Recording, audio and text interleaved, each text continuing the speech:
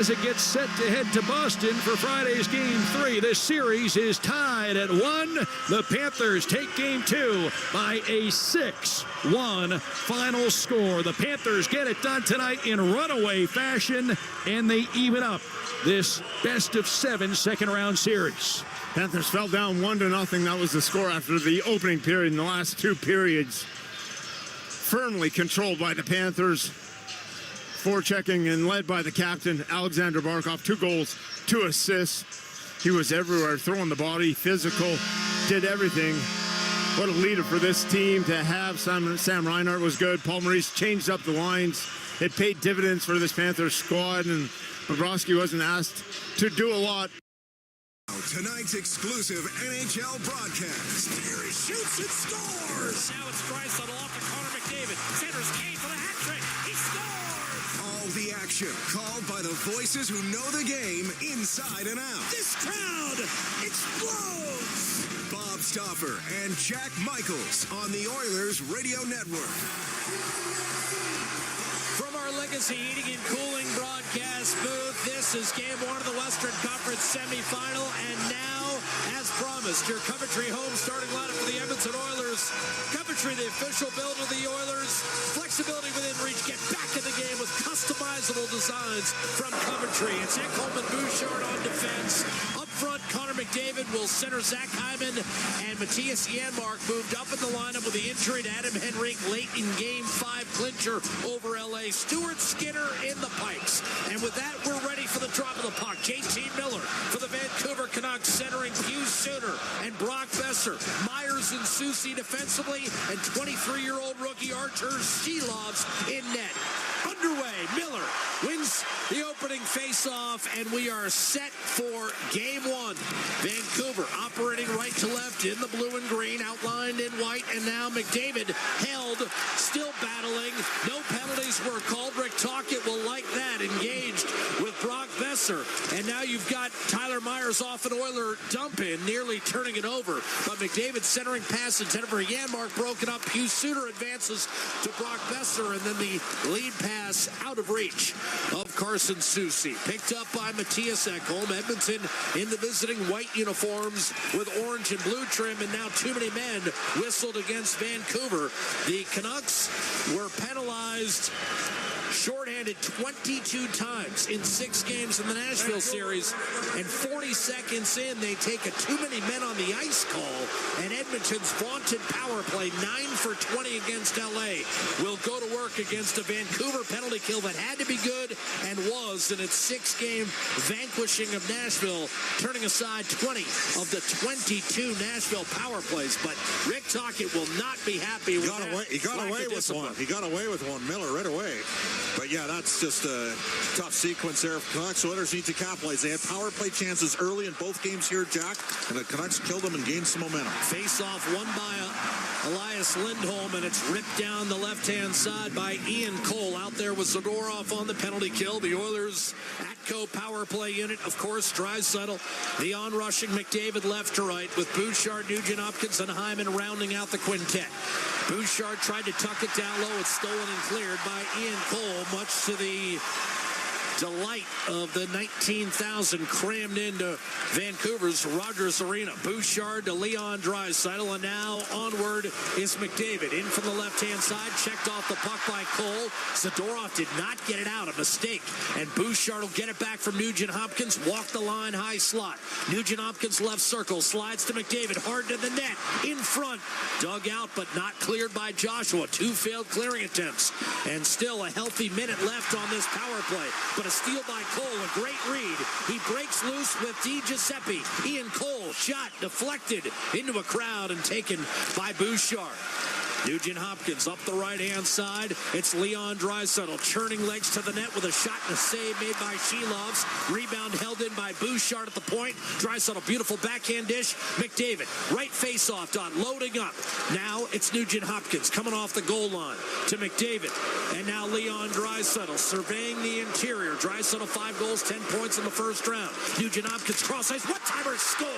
And Edmonton takes a 1-0 lead. It's Zach Hyman with a power play goal at 2:11. Well, they can do that to you. That's the league's best power play over the last 5 seasons. And we talked about it, the 2 regular season games here in Vancouver, the Canucks got early kills. That time, the Oilers with a different look. Look where Nugent Hopkins was down low to the left of the goal instead of on the right hash, and he spins off of coming in front of the net and through a seam, backdoors one to Zach Hyman. And the Oilers have a 1-0 lead. Bob, that is the first time in this postseason that Connor McDavid has not figured in a power play goal. He had points on all 9 ATCO Energy power play goals prior to that one. Hyman is 8th from Draisaitl and Ryan Nugent-Hopkins. And for Hyman, that ties him for the league lead with the 8 goals in the playoffs. He was the first since Jari Kurri in 1987 to start a playoff campaign with 7 in the first 5. Now he's got 8 in 5 and 2 minutes. And the too many men on the ice penalty comes back to haunt Vancouver. The Oilers' third line dumps it into the zone. Philip Hronek up the left-hand side for Ilya Mikheyev. These were 2 of the 3 top teams when it comes to point-producing defensemen. Hronek and Hughes by themselves with more than 140 points. Sent in from the left-hand side. Ceci checked by Connor Brown, his first playoff appearance. Up the right-hand side, Phil DiGiuseppe off a clearing pass. He'll take it deep into the offensive zone against Derek Ryan, who checks him against the end boards. The Oilers look to locate the puck. Brown had it stripped, but Kulak frees it up for Vinny Desharnais. 1-0 Edmonton, power play goal at 2:11, and that power play is now 10 for 21 in the postseason. Brown forechecking against Tyler Myers. Forced it loose. DiGiuseppe worked it up the glass. Myers looking to clear. Draisaitl to knock it down, and JT Miller eventually forces it back through center ice. Oilers lost the 2 regular season games in this building by a combined 14-3. Big hit landed by Zadorov on Evander Kane, and they trade a couple of blows coming out of that check. Pius Suter left wing for the Canucks. Meanwhile, his initial shot stuffed, and then a midair swipe turned aside by Stuart Skinner. Besser's on the rebound right circle. Gives it up for Suter, who scored the game winner in Game 6 on Friday night to beat Nashville 1-0. Shilov's had a 28-save shutout, and a lead pass up the left-hand side will not be whistled for icing as Ian Cole tracks it down for Vancouver. Edmonton's able to roll over the lines and get Janmark, McDavid, and Hyman back out there. Dakota Joshua, what a year he's had, but he turns it over the blue line, and McDavid's away. 3-on-2, left circle, ridge shot. Save made by Shilov's. Rebound, Hyman on his backhand, and that might have gotten a piece of Shilov's on its way by. Pretty hard release. Nurse put it behind the net. Janmark had it stolen away by Quinn Hughes, and it's pumped up the left-hand side. Came back to Hughes as the Oilers choked it off, and now Hronek trying to free himself for McDavid does, and it's a breakaway for Connor Garland. In on Skinner, backhanded denied. Stuart Skinner with a mammoth save to start the series, and then a big forecheck by Lindholm. He landed a hard check down low on Zach Hyman, who shrugs it off. Darnell Nurse up through center, and he'll dump it in. Stuart Skinner, the ideal start for him in this series. 2 great saves. 2 great saves from Skinner so far. Backhanded ahead. Hoglander won't get it. Vinny Desharnais will up the right-hand side. Hoglander scored 24 goals during the regular season, but has just 2 in his last 17 games. Kulak down low for Edmonton. Tried to center, and he was blasted by Carson Ceci. Ilya Mikheyev is away for the Vancouver Canucks. Drop pass. Feather back in front. Mikheyev can't get there, and it's swatted out of danger by Vinny Desharnais. Elias Pettersson behind the net. Mikheyev on his backhand, protecting the puck. Pettersson mired in a slump, out to the point. Shot cold, missed badly. Rebound kicked off the glass to Zadorov. Down low left corner for Pettersson. Centering pass. Comes out to Cole. High slot. Down low. Fed in front. Pettersson couldn't find it. Cole smashed it toward the net, and it was blocked by Corey Perry, who didn't have his stick momentarily. He's got it now as Pettersson will chip it softly to the onrushing Phil DiGiuseppe. He's taken down in the corner. Dylan Holloway gives way to Ryan McLeod, and it's flashed through the middle of the ice. Dylan Holloway's dad for 2 games, a Vancouver Canuck, drafted by the team in 1981. Canucks have come out hitting, Jack. But they're down 1-0. Power play goal, Zach Hyman. Fogle, drop pass for Connor Brown from center ice. He'll bring it into the offensive zone. It's Fogle. Stumbles to one knee, then threw it around the board. Shot by Bouchard. That was blocked by Di Giuseppe. Played back down low. Fogle unable to contain. Teddy Bluger tried to shovel it up the right-hand side. He won a cup with Vegas last year. Oilers went out in round 2 last year in 6 games to the eventual Stanley Cup champions. Here's Bouchard. Center of the ice, Draisaitl. Hard wrist shot. Spilled by Sheloffs. Rebound. Tapped away from Bouchard, but held in by Ekholm. And now a chance for Fogle to feed Draisaitl. Hard to the net on his backhand. Circles behind. Fogle left circle. Shadowed by Hronek, frees himself up and then takes a shot that's rocketed out of play on a deflection with 12:47 to go in the first period.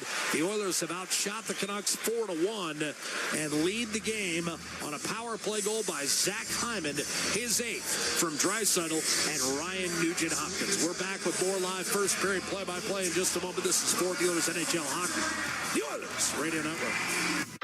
Get ready to live sky high. Sky Signature Suites offers remarkable units for rent, featuring sophisticated floor plans, designer finishes, resort-like amenities, and breathtaking views. Sky is the address for socializing, dining, entertainment, and fun in the heart of Ice District. Sign a 1-year lease now and receive a complimentary ticket to an Edmonton Oilers home playoff game. This offer won't last long. Visit SkySignatureSuites.com for details. Straining to find the right home? You're going to love this. For a limited time, get back in the game with a free Oiler Fan Cave basement by Coventry Homes. This playoff package includes a free basement, plus an exclusive Oiler Fan Cave, complete with their signature customizable designs and top shelf finishes at no additional cost. Because flexibility is within reach. Coventry Homes, the official builder of the Edmonton Oilers. Athletes know that to advance your career, you've got to be part of a winning team. So, what about you? Are you working for a winning team? Well, here's your chance to do just that. Brandt is a strong and stable industry leader with career opportunities across Canada. We have hundreds of positions available right now, from parts, sales, positioning technology, heavy-duty mechanics, and more. Be a part of a winning team. Earn your stripes by joining Brandt today. Find out more at BrandtJobs.com. You're listening to Oilers Hockey on 630 CHED and on the Radio Player Canada app. 1-0 Edmonton, a too many men on the ice call against the Vancouver Canucks, who closed out their series with Nashville on Friday. Despite being on the short end of the power plays, 22-13 in that series. Edmonton had a 20-12 edge in power plays against Los Angeles. The Oilers got one early and converted. Hyman from Draisaitl and Ryan Nugent-Hopkins at 2:11. And that's our score. 1-0 Edmonton, 12:47 to go first period. Legacy Heating and Cooling broadcast booth, a sellout crowd in Vancouver. Just a beautiful afternoon. Temperature plus 20 and not a cloud in the sky. Inside, the atmosphere raucous with the white towels waving. Face-off won by Draisaitl, who then was set up by Ceci and saw his shot deflected by Zadorov, and it floated out of play with 12:39 to go in the first. Edmonton, of course, polished off Los Angeles last Wednesday, so the Oilers have been off a week. They did take Sunday off as well as Thursday. They beat the Kings 4-3 on home ice to close out that series in 5.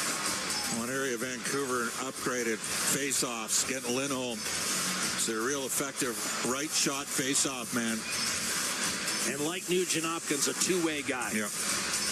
Although his offense well off what it had been in his first couple years in Calgary. Up the right-hand side, Connor Garland. He's getting paid in free agency, though. You know that. He'll send it in deep. Will Garland. He was foiled on the breakaway by Stuart Skinner after the power play goal scored by Hyman. And that sequencing has given Edmonton an early edge. Garland, short side pass, misfired, intended for Joshua. Evander Kane did not get it out, but Draisaitl makes certain of it with a backhand feed to Ceci, and eventually touched onward by Nugent-Hopkins, held by Sheloff. Sheloff's story as Kane jostled in front of the net and eats a couple from Zadorov and fires back a left jab of his own. They're going to be separated by the linesmen Kyle Murchison and Brandon Gallritz. Referees are Steve Kazari and Kyle Raymond. But, Bob, as you know, Shilov's really was an unknown. He got a smattering of action with Vancouver the last couple seasons. But then at the World Championships, he led Latvia in his home country to a bronze medal. First time ever. And he was named the tournament MVP, was outstanding, had another decent campaign in the American League. Do you remember him, though, from the rookie tournament at all? I don't really remember him. 8-3-1 in the regular season for the Canucks. An identical save percentage for his NHL career as his AHL career, .908. Played down in Abbotsford for much of the year, but Demko had a knee injury in early March that kind of changed the way Vancouver approached the latter third of the regular season. And the Canucks, as Bob would say, got into shot suppression. Was able to scrape out just enough wins to get over the finish line and win the division title. Off the draw, here's Garland. Backhander left wing. Got a decent shot away, and Skinner makes the save with no rebound. No one in front. 11:54 to go in the first. 1-0 Edmonton. So Edmonton dropped off in the face-offs in games 4 and 5 against the LA Kings. The Oilers were a good face-off team under Chris Knobloch. They're in the league at 54%. Vancouver finished the season 8th overall at 52.1, but they improved once they got Lindholm, and they won a bunch of draws here. They might have won a bunch of draws, but their offense dried up. They were shooting at an extremely high percentage in the first half of the season. And as Bob told you after the All-Star break, 24th in the league in goals scored. But they tightened up defensively and, again, held off Edmonton and finished 5 points ahead of the Oilers, who now have the puck in the offensive zone. McDavid enters with Janmark behind the net. He'll dish off to Zach Hyman, right corner. Bouchard and Ekholm are the D pairing. Ceci tracking Hyman.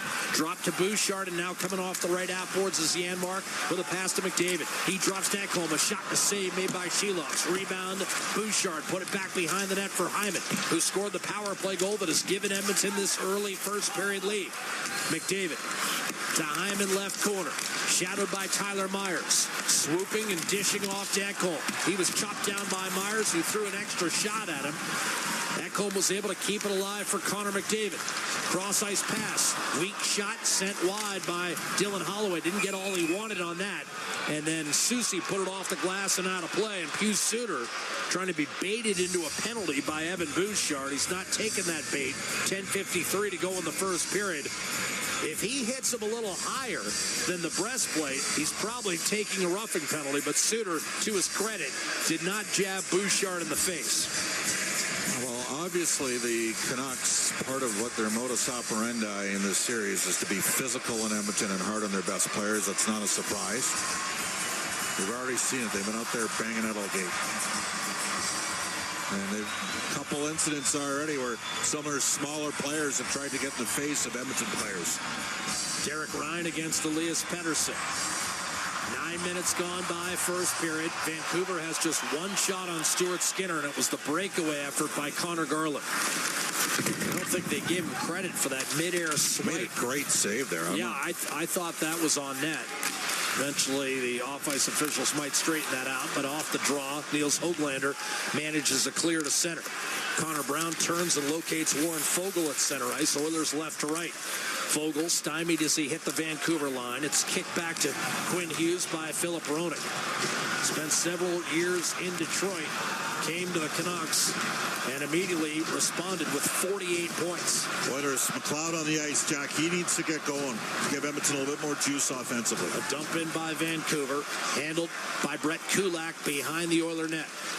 Played his junior hockey here for the Vancouver Giants.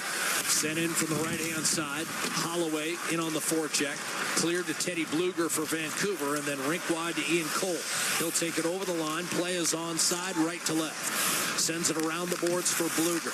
Halfway through this first period, Edmonton leads 1-0. Power play goal by Hyman, set up by Draisaitl and Nugent-Hopkins. Cleared by Cody Ceci up the right-hand boards, and Zadorov will track it down for Vancouver. No stranger to Edmonton in the playoffs. He was on the Calgary team that fell in 5 games in the Battle of Alberta 2 years ago. This series and that series, the only Canadian series, the all-Canadian series beyond the first round since 2002.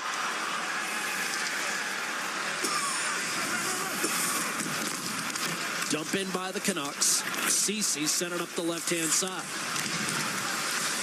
Myers tracks it down, laid it off the boards, taken by Bouchard at center ice for Edmonton. Flashed it across to Draisaitl. Cutting back inside is Bouchard. He'll take it over the line. Put it down low right corner for Evander Kane. Himself a Vancouver Giant. And now Nugent Hopkins engaged. Freed up by Tyler Myers and left for Carson Ceci. Up the left-hand side, you've got Garland. He's slippery. Tried to get around Bouchard, but he squeezed him tight on the half wall, forced the puck free, and Draisaitl with a clearing pass to Bouchard, and now Ekholm at center ice. Missed Evander Kane, who got himself a little stationary. Pass too far, and Quinn Hughes took a hard check from Kane. That's the kind of finishing hit that Edmonton would love to get on Vancouver's Norris Trophy finalist often in this series. Nugent Hopkins will reset for Edmonton in the defensive zone. Bouchard pumped it up the right-hand boards, and now McDavid tried to cut inside, relieved of the puck. Brock Besser off to Hughes. Left wing for JT Miller. In over the line. Miller cross ice. Vancouver still with just the one shot. Miller gives it up. Shot, and that was blocked away against Philip Roenick by Stuart Skinner. Zadorov racing onto the ice, able to keep the puck in the offensive zone. Besser inside to Miller. Blind pass over to Ian Cole, right circle. He'll try to center. That went through several bodies. Eventually fielded by Brock Besser. Coming off a 40-goal campaign, a career high. Miller 103 points out to Zadorov. Put it back down low. Besser steers over to Cole. Cutting it off, Janmark.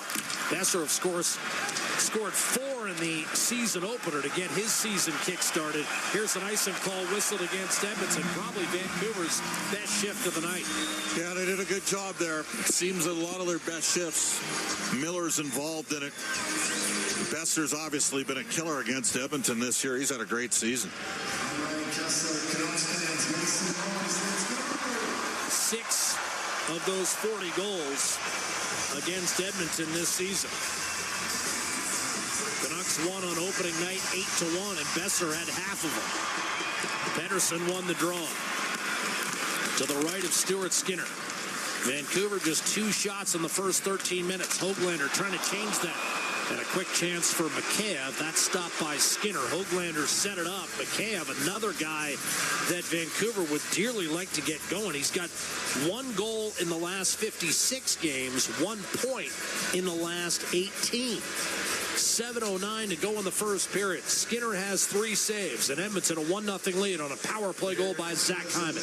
We're coming back with more live coverage of Game 1 of this Western Conference semifinal.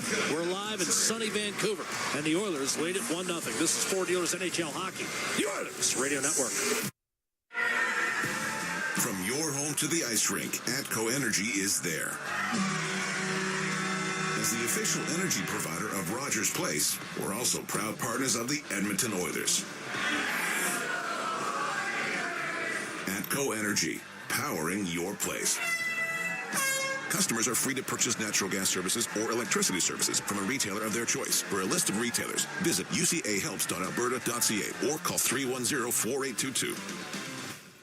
When you play the largest 50-50 in sports, everybody wins. Your support makes all of oil country a better place. A place of kindness, caring, and compassion. Uplifting those in need, changing lives forever. The largest 50-50 pot in professional sports is currently growing by the second. Get your tickets now at EdmontonOilers.com and help change lives today. Maybe even your own. AGLC license number 645766. At Northern Lakes College, students work, raise their family, and complete their certificate, diploma, or partnership degree. With NLC's supported distance learning model, you can do it all in a flexible online classroom. Programs in academic upgrading, business, health, human services, resource technology, university studies, and more, including a wide range of courses available through continuing education. Skate into your new career in a learning environment that works for you. NorthernLakesCollege.ca. Everywhere you need them to be. Listen on air, online, and on the Radio Player Canada app. This is the Oilers Radio Network. 1-0 hockey game in favor of Edmonton. A face-off coming to the right of Stuart Skinner. Zach Hyman with his 8th goal of the playoffs on the power play. The difference right now, that ties him with Val Nichushkin of Colorado for the league lead in the postseason. Connor McDavid tied with Makar for the leading scorer overall with 12 points coming in. Off the draw, Nurse guides it over to Cody Ceci. The outlet to Fogle, the kick back to Nurse, and now he'll skate through the neutral zone and rip one on net for the blue line. Save made by Shelops. 23 years of age. His 3rd year with Vancouver on a part-time basis. Pettersson flipped it up the left-hand side. Cleared out by the Oilers to center. In that 4-0 regular season record that Vancouver put up against Edmonton, as Ceci controls in his own zone, Demko won the 2 games in this building, and Casey DeSmith won both in Edmonton. Here's Giuseppe, trying to work it through the middle of the ice, and McLeod will get it back from Corey Perry as the Oilers amble their way through the neutral zone. The timing of the play was thrown off, and Holloway is offside. 6:08 to go in the first period. 1-0 for Edmonton. The Oilers have outshot the Canucks 7-3 and out-hit them. McLeod can't be afraid to handle a puck and transport it and take that's his strength. Taking it to Lynette. And that time, he had the head of steam going up the middle of the ice, and he tried to feather a pass across the right side to Holloway. 2 differential. Yep, just take it.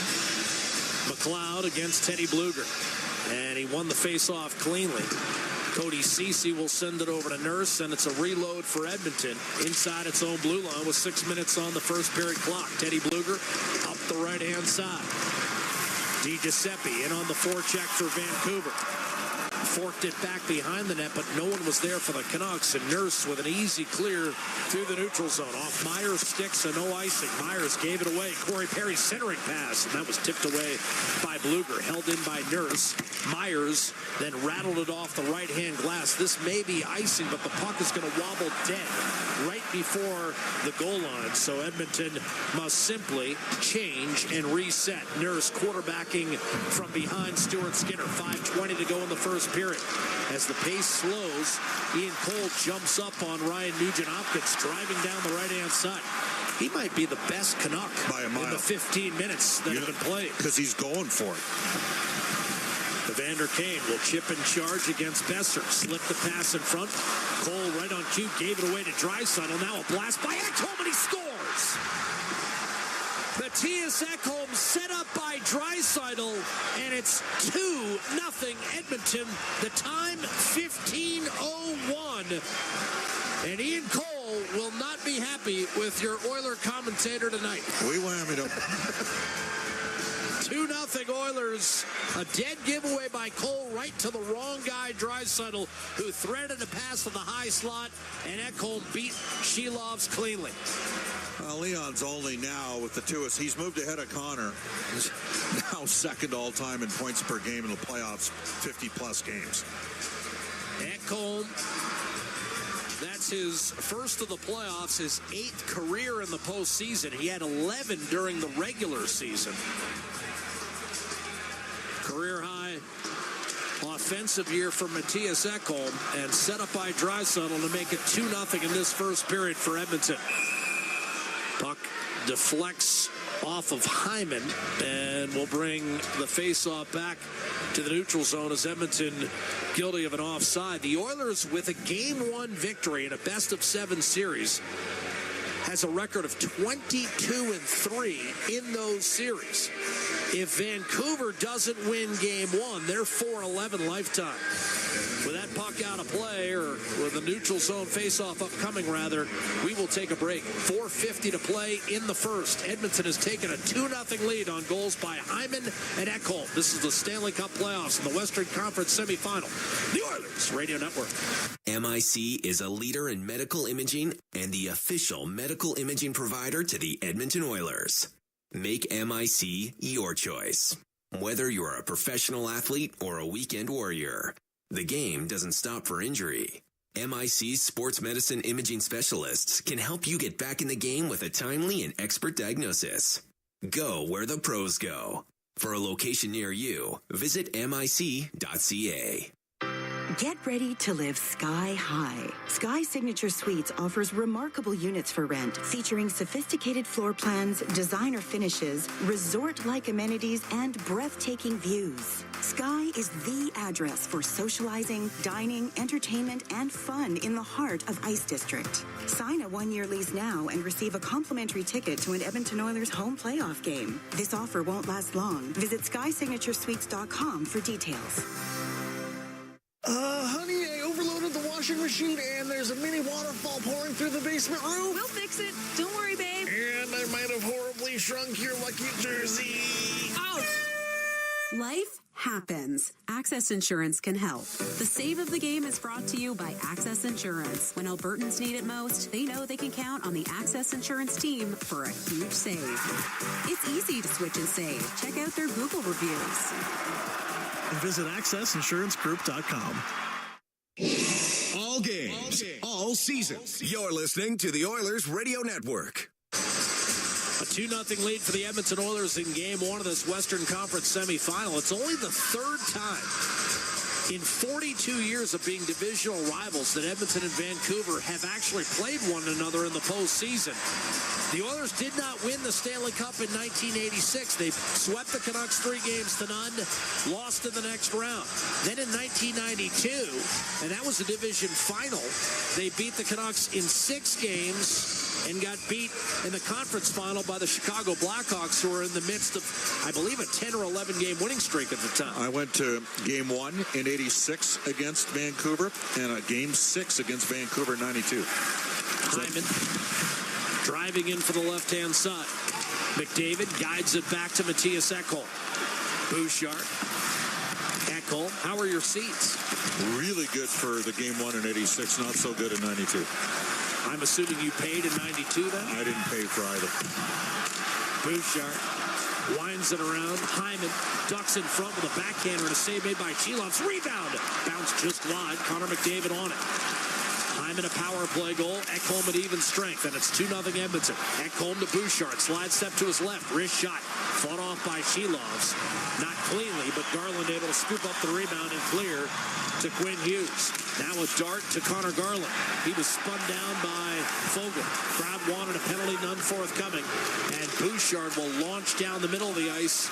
And that 2-bouncer grabbed by Tyler Myers. Pestered by Warren Fogle, who forced him all the way back behind the net and eventually a giveaway. Connor Brown, one-timer ripped by Kulak into a crowd, deflected wide. Fogle with Myers draped all over. 3.5 to go in the period. Brown, interior pass, intercepted by Hughes, but not clear. Fogle back to the point. Kulak to Desharnais. He'll play it down low for Connor Brown, who hasn't played in 3 weeks. Now, protecting the puck is Kulak against the hulking 6'7" Tyler Myers. Puck freed up for Quinn Hughes. The outlet delivered safely to Pius Suter. And now Brock Besser. He'll go nowhere. Checked immediately by Ryan McLeod at the blue line. Good step up by McLeod. Pedersen contains on the right half boards. Threw it back behind the net for Brock Besser. Angled off the boards. Ian Cole couldn't handle that pass. Bloom off the rose, I suppose. Zadorov back in his own zone. Up the left-hand side, Pedersen wheels it up the right wing boards for Niels Höglander. Put it behind the net, now Ceci. Checked by Ilya Mikheyev along the end boards. You've got Höglander. Pressure from McLeod. Pedersen back to the point for Ian Cole. Shot, floats off the post on the rebound. Mikheyev hit the post on the rebound. Skinner spilled it. But the Canucks can't capitalize, and Holloway clears to Darnell Nurse, who turns and shovels it in from center ice. Engaged with Höglander as they jostled one another. Cole will reset for Vancouver with 2.25 to play in this first period. The Oilers lead it 2-0. Game 2 will be played Friday night, 8 Mountain Time, right here at Rogers Arena.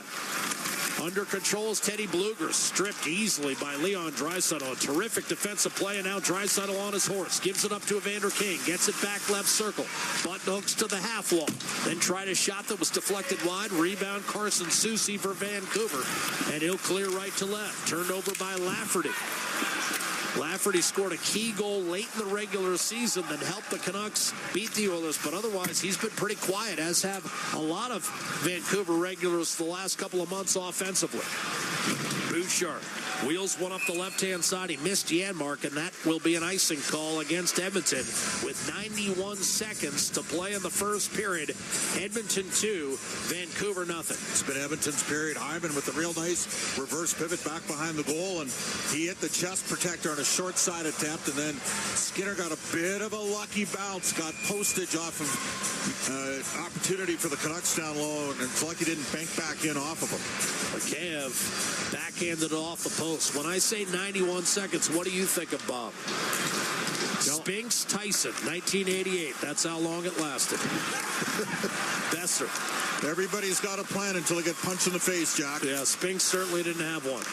Here's Miller out to Myers. A blast and a redirection just wide of Stuart Skinner. Heavy traffic in front. JT Miller to Brock Besser. Centering pass intercepted. Desharnais did not get it out of the zone. Hugh Suter from both knees over to Miller. Off the boards to Myers. Off balance. Can't get a shot through. Besser comes over with a minute on the clock for Suter.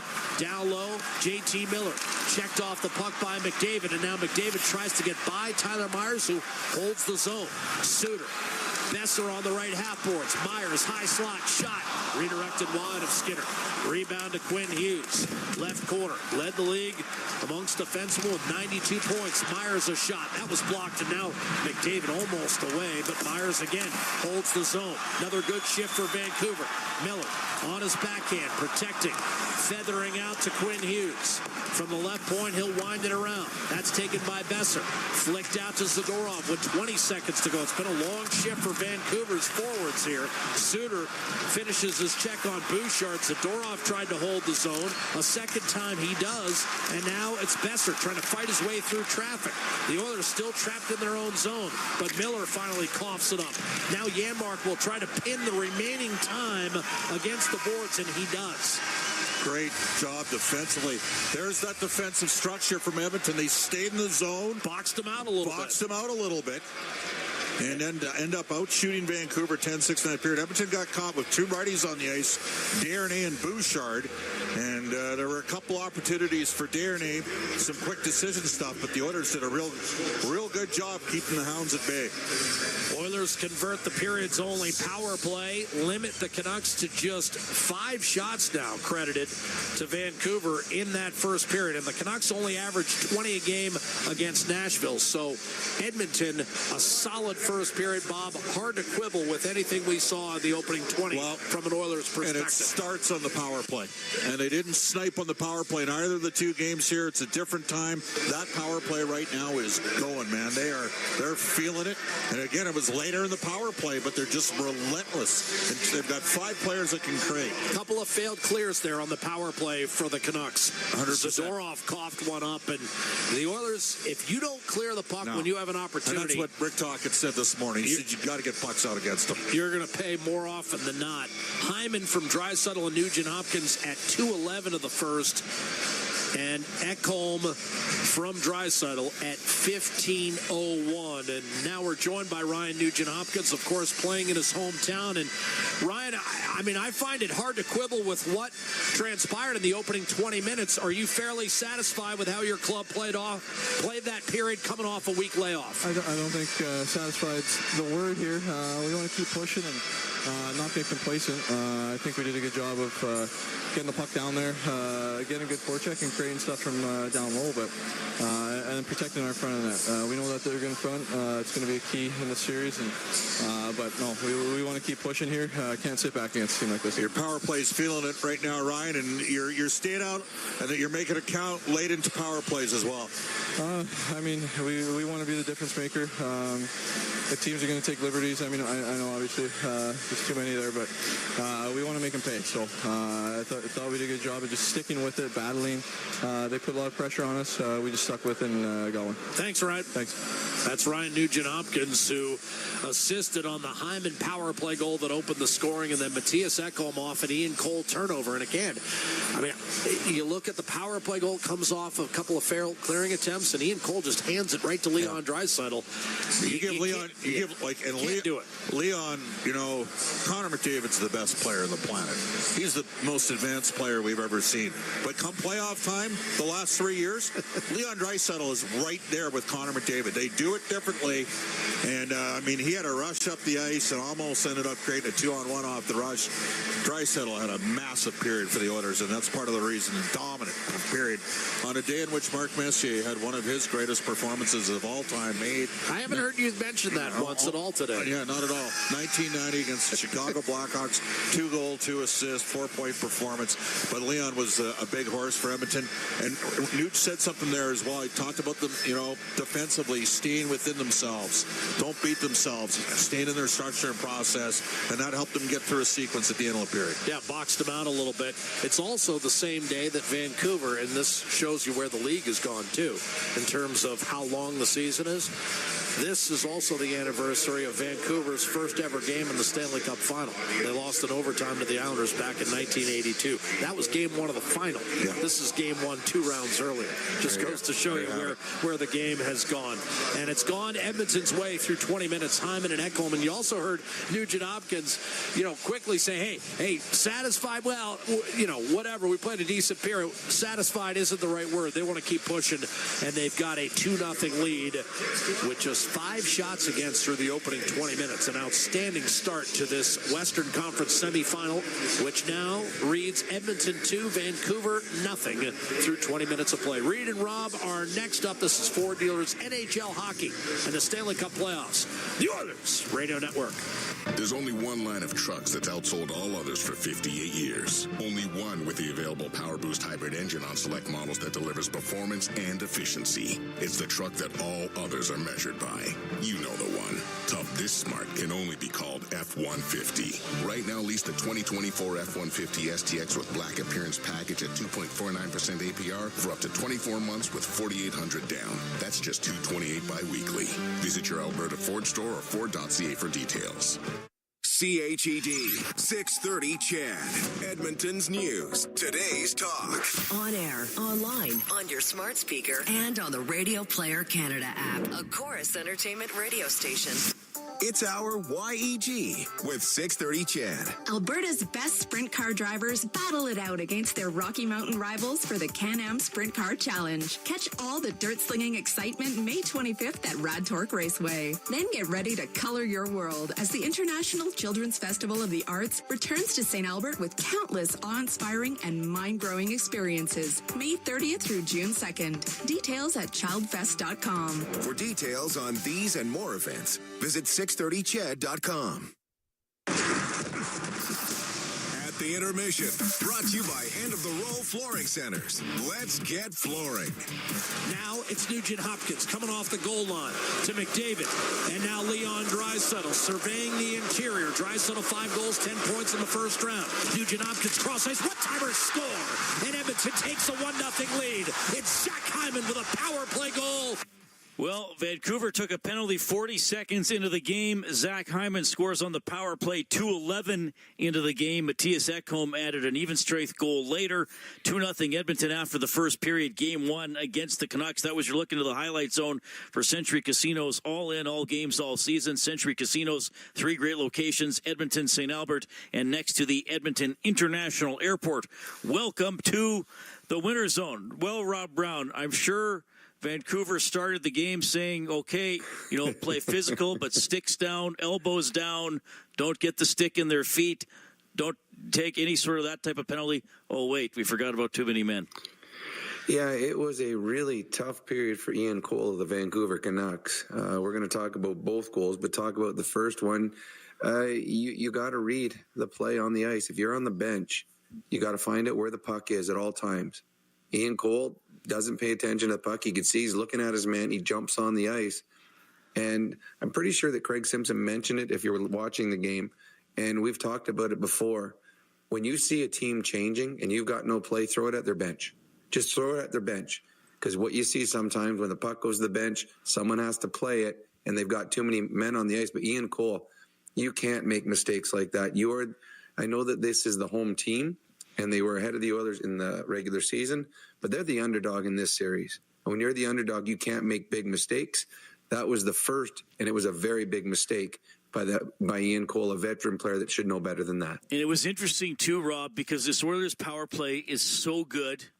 9 for 20 coming into the game, and you can almost say 11 for 20 because of those two they got just after penalties expired against L.A., and it was interesting watching that power play because there was at least twice, I can't remember if there was a third time, but at least twice Vancouver flat out intercepted an Oilers pass on the power play. I don't know if LA intercepted two the entire series. Clean interceptions by Vancouver, and they're probably thinking, hey, we're killing this thing off, but the Oilers power play just keeps coming. Well, and you're right, 100%. I don't think the LA Kings ever did touch a puck when the Oilers were on the PP, but this is the difference between the Oilers power play and any other power play in the league, except maybe Colorado. The Oilers power play stay out the full 2 minutes. So you think you can kill 1:40 and everything's going right, but now you got tired penalty killers out there, and they just keep coming. Connor doesn't get tired. Neither does Leon. They don't stay in the same spot. I said it against LA, and I'll say it in this series. You cannot play passive against the Oilers power play. And on the goal that they scored, the 4 Canucks were standing still, trying to take away passing lanes. But the Oilers move. And when the Oilers move and change positions, they create new passing lanes. And normally you do not see Ryan Nugent-Hopkins standing down on the goal line. And he was. They just keep moving around. He has all the time in the world. He got the puck. He got to survey the entire ice. All right, okay, Connor's taken, Leon's taken, Boucher's. Oh, wait, Hyman's wide open. And he's got an easy pass over to Zach Hyman, who's wide open.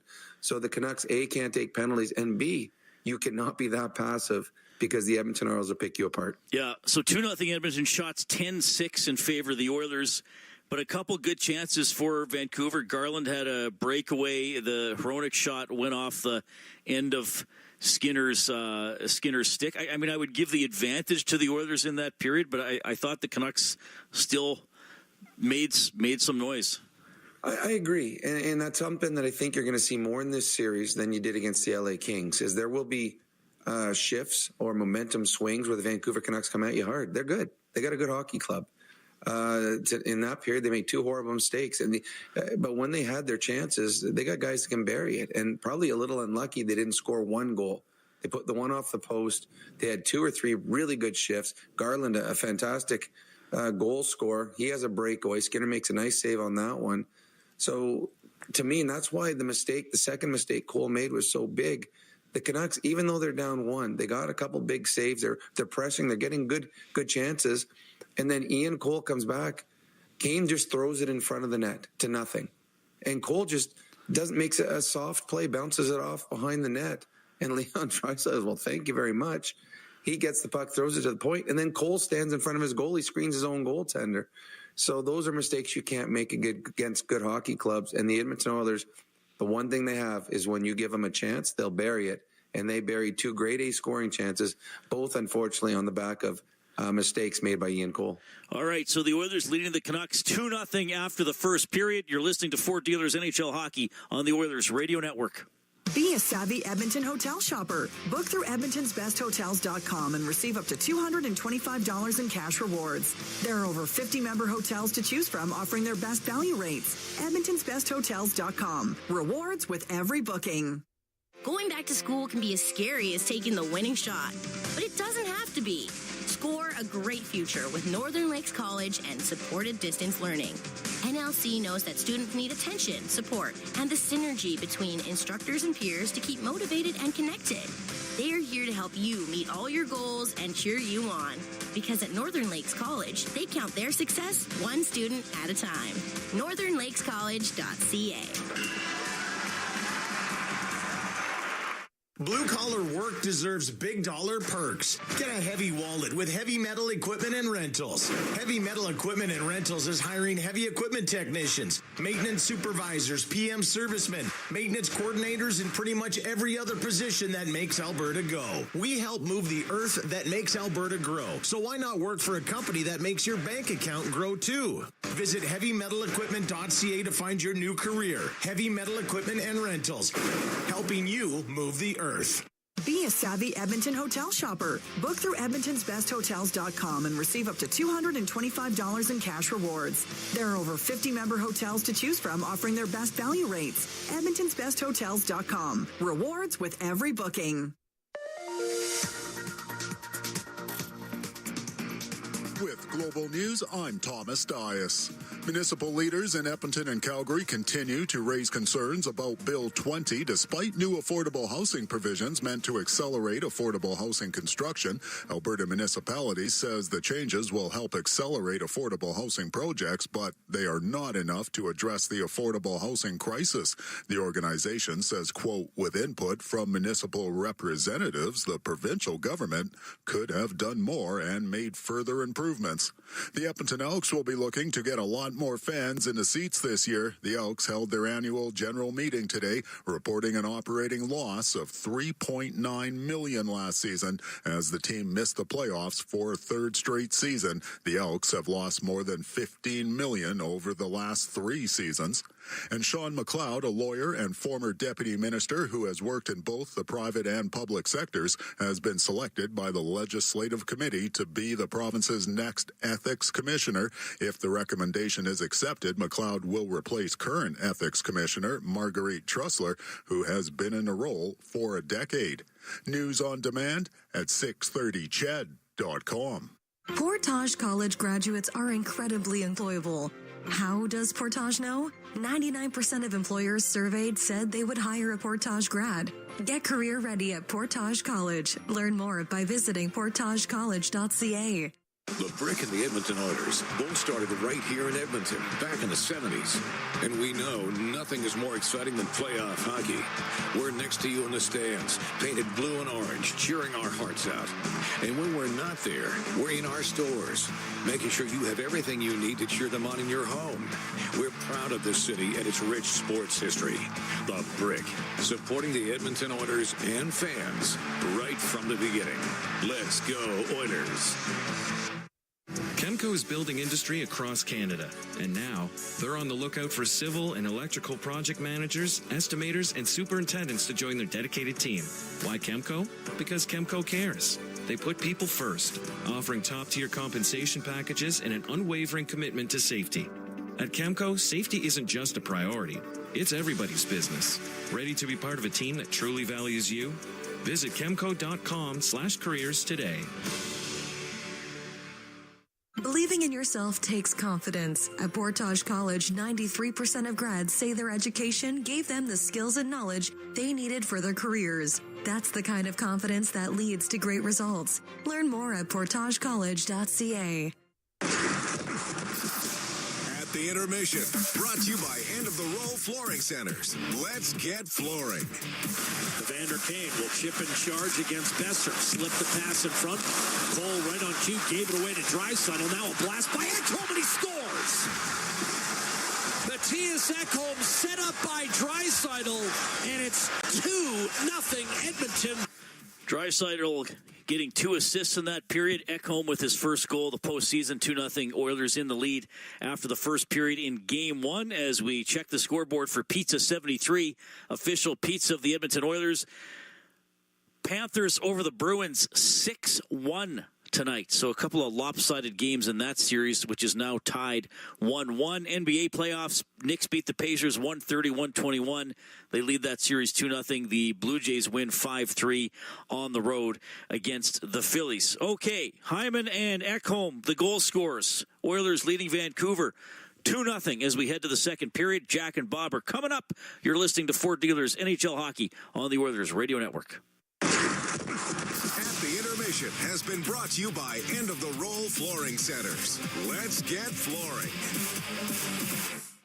Get ready to live sky high. Sky Signature Suites offers remarkable units for rent, featuring sophisticated floor plans, designer finishes, resort-like amenities, and breathtaking views. Sky is the address for socializing, dining, entertainment, and fun in the heart of Ice District. Sign a one-year lease now and receive a complimentary ticket to an Edmonton Oilers home playoff game. This offer won't last long. Visit SkySignatureSuites.com for details.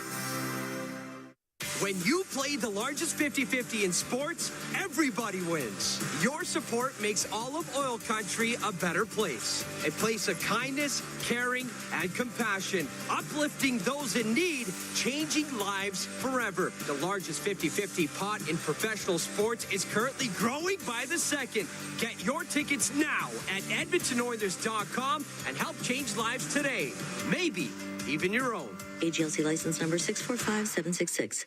Look, I know this is radio, so it's hard to show you how much is on sale during the Big One clearance event at End of the Row Flooring Centers, but it's a lot. Like this flooring, or this one, and all these. Yep, all at clearance pricing for a limited time. Now, you don't need to just imagine what it would look like, though. You can use our visualizer at endoftheroll.com to upload a picture of your room to see the flooring in your actual home. Try it. Find something you love, then get a great deal on it at the Big One clearance event on now at End of the Roll Flooring Centers. Let's get flooring. You're listening to Oilers Hockey on 630 CHED and on the Radio Player Canada app. The Edmonton Oilers 2, the Vancouver Canucks nothing as we played 20 minutes. Hyman, a power play goal from Draisaitl and Nugent-Hopkins. That came at 2:11. Hyman now tied for the league lead in goals. And then Matthias Ekholm set up by Leon Draisaitl. So with 2 assists, Draisaitl not only moves past McDavid for all-time points per game in the playoffs, but he moves alongside him and Cale Makar for the league leader in points. So they've got the league leader in points, the league leader in goals, and most importantly, a 2-0 lead in game 1 of this Western Conference semifinal. Edmonton right to left in the white against the Vancouver Canucks in the blue. Set for the second period, and there's the drop of the puck. McDavid won the face-off against J.T. Miller. It's swept back to Bouchard by Hyman, who now punches it forward and deep into the zone. Ceci gave it to Tyler Myers. It trickled free for a moment, and the long reach of Matthias Janmark kept it in, albeit momentarily, for the Edmonton Oilers. Jack Michaels, Bob Stauffer with you on our Legacy Heating and Cooling broadcast booth high atop Rogers Arena in Vancouver. Just a beautiful afternoon in the city with temperatures at plus 20 and cloudless. Cloudless being the operative word. Chipped up the right-hand side. Swept around by Ian Cole. Pius Suter able to snag it from the high slot. It's J.T. Miller between circles. The handoff, Zadorov a shot, fielded flawlessly by Stuart Skinner, who came into this game having lost 4 of his 5 career decisions against Vancouver and played to a save percentage of .855. So this has not been a team historically he's been that good against. But he closed out L.A. with superlative work in games 3 through 5, stopping a grand total of 84 out of 87 shots. Face-off win for Elias Lindholm. A blast by Cole. That's wide. Rebound score. Friendly hop, and Dakota Joshua puts it home to get the Canucks on the board. It's 2-1. 53 seconds into period 2. Jock, we talked at the end of the first period about Edmonton just getting destroyed in the face-off circle. And they only won 4 of 14 draws, and they've lost both here to start the second. And that time, Leon beaten by Lindholm off the circle, a fortuitous bounce, and the Canucks are within 1. Joshua from Zadorov, he had a 3-point performance, including 2 goals in the Game 1 win over Nashville. And he's coming off a career year of 18 goals and 32 points. Late round pick of the Maple Leafs 10 years ago. Off the draw, Lindholm looking to tie it, trying to center off the pads of Skinner. The tip by Garland, and then directed back to Zadorov. And the Canucks go right back to work. But Garland stripped of the puck. Ceci able to shovel it successfully back to center. Sorry, Cole rather. And Lindholm with the helpers. Now a turnover by Edmonton. Edmonton. Niels Höglander, right circle. Fired it across to Quinn Hughes. Put it back down low for Ilya Mikheyev, who hit a post in the first period. Canucks back in the game at 2-1. And most importantly, the crowd is back in the game. Roenick to Hughes, trying to get around Warren Foegele from the left half boards. A shot. And Skinner kicked that one into the corner. Höglander on it. Puck deflected on a pass in front. And Warren Foegele is able to shovel it all the way back inside the Vancouver line.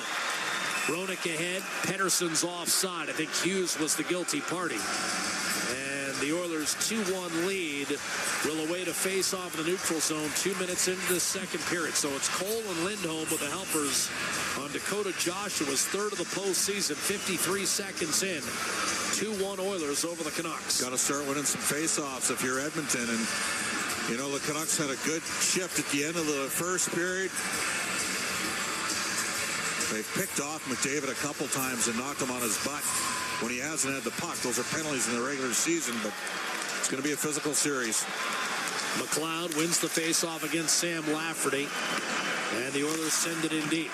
Ryan McLeod threw it around the boards. Corey Perry ducks inside, and then a backhander on net. Somehow he got it off, and a save made by Sheeloff. That was good work by Perry to get that shot on net. He's playing in his 202nd career postseason game, which puts him inside the top 20 and ties him with an old teammate with whom he won a Stanley Cup, Scott Niedermayer.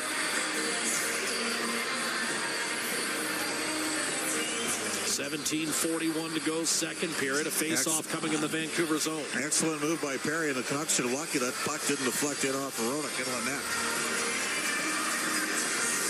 McLeod between Holloway and Perry. Circle right of Sheeloff's. Clean face-off win for Ryan McLeod. Wrist shot flutters wide from Bouchard. So there's your face-off win. The puck lodged in the netting in the back of the net and eventually dug out and carved free by Teddy Bluger to Roenick. And then one-handed out of the zone by Hughes. Tapped in by Lafferty. After it, behind the net, sent up to Dylan Holloway, trying to work his way through Tyler Myers. Left for Carson Ceci, who just got blasted by Corey Perry. Reversed by J.T. Miller up the left-hand side for Carson Ceci. Does not get it out of the zone, but gets some help on the backside for Pius Suter, and the Canucks are away left to right. Shot in by J.T. Miller, the Pittsburgh native. Down low, Matthias Ekholm able to swing it up the boards. Tyler Myers trades the puck with Brock Besser. And the Canucks on a reload. Tapped by Besser over to Myers. From center ice, he'll shoot it in. Skinner, a little off balance. Did he touch that puck outside the trapezoid? He did. Delay of game. That's the correct call. Skinner touched that puck outside the trapezoid. I don't think we've seen that more than twice in the last 10 years. But we've seen it twice with Skinner. Yes. Time 3:23. So both teams taking penalties where it's unforced. Yeah. They're letting a lot go. Well, that was the right call. He definitely touched it outside the trapezoid. No, it's a penalty, but they're letting a lot go. And then we've seen two calls like that. Why would, I guess, Connor Brown, you have to have a player on the ice. Right, serve the penalty for Skinner. So Connor Brown will do so, and that takes away a penalty killer. And here's where the face-offs come in. And it's a left side draw, so it's Nugent Hopkins and not Ryan against Lindholm. And as we mentioned, Lindholm's basically a career 56% face-off man. Guy who tends to show up against Edmonton. It's only at 48.7 in the playoffs. Nugent Hopkins and Lindholm. Well, a lot of those draws were against Ryan O'Reilly, so that's actually not too bad. He can do that to you, can he? Here's J.T. Miller, threw it around the boards. Elias Pettersson on the puck for Vancouver. Power play 2 for 13 against Nashville. Shot by Miller, redirected. Edmonton perfect, 12 for 12 on the kill against L.A. It's the first time in the history of the Edmonton Oilers that they played a perfect series on the penalty kill. Pettersson wheels a shot up near the clavicle of Skinner. He makes the save. Rebound to Besser. And now Quinn Hughes will get it back from Elias Pettersson. Move it across for J.T. Miller. Crossing off the skate of Lindholm. That pass actually intended for Pettersson, but it went off the skate of Lindholm, and the Canucks must regroup. Oilers will change it up. McLeod onto the ice along with Foegele, Ceci, and Nurse. And McLeod's harassment forces Vancouver back into its own end. Pettersson drops it on to the on-rushing Quinn Hughes. This power play, shade under 23% during the regular season. Good attack by McLeod. Took it away from Miller, and now Foegele shorthanded away with McLeod over the line. Takes a shot, fought off by Shelovs. That's a couple of times, and let's pay attention to this. The catching glove has not been clean for Shelovs. Here's Lindholm dropping it off eventually for Connor Garland. Fake the slam in and eventually just gives it up to JT Miller. He'll feather it down low. Nurse whacked the stick out of Garland's hands. Besser watches as Miller keeps it alive. Garland back to Miller.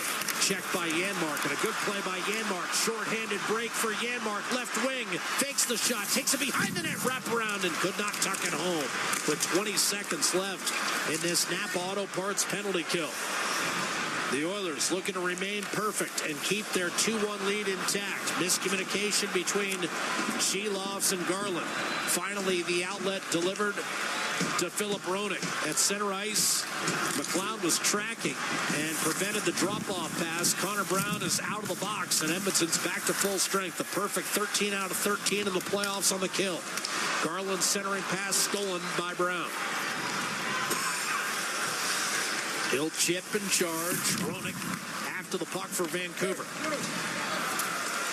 Fires one off the skate of Dakota Joshua, who got the Canucks on the board in the first minute of this second period. Kulak will take a walk with 6 minutes having elapsed here in the second. It remains 2-1 Edmonton in game one of this best of seven. Draisaitl slithers his way down the right half boards against Ceci. Now given some room. DiGiuseppe took it away. The steal up the center ice. He'll dump it past Draisaitl.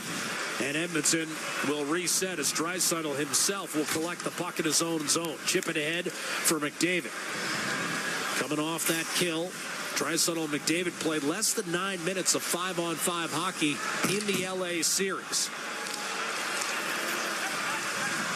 Nurse rifles one up the gut. Draisaitl did not get a touch, but Hyman will negate icing as he's first on the puck in the offensive zone for Draisaitl. Now McDavid lets it go through to Evan Bouchard. A shot, sharp angle, save made, juicy rebound, and no one seemed to want it. Finally, it was poke free for Lafferty. He'll turn, and that puck is on edge, and it turns into an icing call against the Canucks. A bad break for Lafferty. With 13:11 to go in the second period, the Oilers leading 2-1, and now an offensive zone draw against a weary Canucks fivesome, and they'll send out McLeod, Holloway, and Perry. Well, at some point, this line has to break through for Edmonton. They got to get some secondary scoring. Holloway did score 2 goals in game 2, but that was when he was playing on the fourth line, Jack. Line has had some good looks. Bouchard to Ekholm, rifled it off the blocker. The rebound and a save made on Holloway by Shelovs with a right pad. One of his best stops of the night. Corey Perry under control. Behind the net, Holloway. Taken by Sam Lafferty. He'll reverse back behind his own net and leave it for DiGiuseppe on the left wing. Pounded in by Bluger, and Vancouver will change as Skinner leaves it for Matthias Ekholm. 12.5 minutes to go in the second period. 2-1 the score in favor of the Oilers. Looking to win on the road against Vancouver. It was just behind Edmonton in terms of a home record this year, but then lost 2 of 3 against Nashville on home ice. McKayev enters the zone, whips it around the boards. After it, Desharnais got it up to Nugent-Hopkins, rammed off the boards to center ice for Ian Cole. Now Höglander, left wing, into the attacking zone. Nugent-Hopkins draped all over him. Dug out by Pettersson. Roenick will step up. Tried to wrist it in front, redirected. Sharp angle shot, stopped against Elias Pettersson by Stuart Skinner. Pettersson tailed off significantly in the latter third of the season, still finished with 89 points. McKayev on the puck, tucks in front with a backhander denied, point-blank range by Skinner. And now Evander Kane leads the rush with Draisaitl. Tried to get through Tyler Myers. The puck played to the half wall. Myers on Draisaitl forces a turnover. Elias Lindholm Put it up the middle. That's stolen away by Darnell Nurse. Up the right-hand side, you've got Evander Kane. Bottled up by Ceci. The outlet pass taken by Connor Garland, and he'll wind it around. Elias Lindholm and Dakota Joshua collapse on the puck on the left half boards. Joshua turned it back over to Draisaitl. Hopkins watches as Nurse tries to clear from out of his own end. Eventually, Nugent Hopkins offered that secondary support and got it back to the Vancouver line. Pius Suter. And for Besser, left wing, sent it behind Cody Ceci. Nurse first on the puck, did not get it out. Roenick played it back around. Connor McDavid's going to be first on this one, challenged by Quinn Hughes. Conservatively chips it deep into the Vancouver zone as we approach the midway point of Game 1. Edmonton 2, Vancouver 1, 10.5 to go. Second period. Evan Bouchard off a Canucks dump in. Found McDavid. Through the neutral zone, hits Matthias Ekholm. A shot flutters into the waiting glove of Artur Shilovs. And with 10:32 to play in the second period, token hostility developing between Suter and Hyman. Their pride apart. We take a break. Rogers Arena, the site of Game 1 of this Western Conference semifinal between the Oilers and the Canucks. It's Edmonton 2, Vancouver 1. This is Ford Dealers NHL Hockey and the Stanley Cup Playoffs. The Oilers Radio Network. When the Oilers are on the ice, the big hits are a part of the game. But they shouldn't be a part of your drive. If you've been injured in a car collision, let James H. Brown and Associates and their over 200 years of combined injury law experience help you. Locally owned and proud Edmonton Oilers fans, James H. Brown and Associates is ready to support you with their unrivaled experience, unrivaled results, and unrivaled commitment. When accidents happen, head to jameshbrown.com. Hockey fans, with a spotless reputation, Scandinavian Building Services is responsible for keeping over 70 million square feet of space clean and safe every day. With over 65 years in the industry, no cleaning challenge is too big or too small. From national retailers and commercial spaces to small offices and entertainment centers like Rogers Place, let Scandinavian take the worry off your cleaning program. Visit Scandinavian.ca to learn more. Scandinavian Building Services. Our reputation is spotless. As the excitement heats up on the ice, why not heat things up at home too with Pizza 73, the official pizza of the Edmonton Oilers. There's no better pairing for hockey than hot, delicious pizza delivered right to your door. So whether you're cheering from the arena or your living room, make sure you've got Pizza 73 on your team. Order now and fuel your playoff passion with the perfect pie. Remember, on game nights, don't just watch, deliver with Pizza 73. Listen on air, online, and on the Radio Player Canada app. This is the Oilers Radio Network. 10:32 to play in the second period. You have to say it, Bob. Vancouver's pushed its way back into this game. 100%. They've been real good here in the second, and it started the last couple shifts of the first, and they won a lot of draws. They've had puck possession. Shots are 6-2. The Canucks scoring. Dakota Joshua for me and Cole and Elias Lindholm at 53 seconds into the period. But the Oilers still have the lead in Game 1 by a score of 2-1. Off the draw, Lindholm. Carson Ceci up the left-hand side. Skinner will play the puck. Edmonton has not trailed since Game 2 of the LA series. Ekholm, meanwhile, has his stick caught in Joshua's ear hole. That is hard to do. Like the confluence of events for that to happen. That'd be a heck of a Halloween costume as they pry the stick out of Joshua's headgear. Joshua's claiming it was incurred on a high stick. The officials not buying it. Yeah, looks like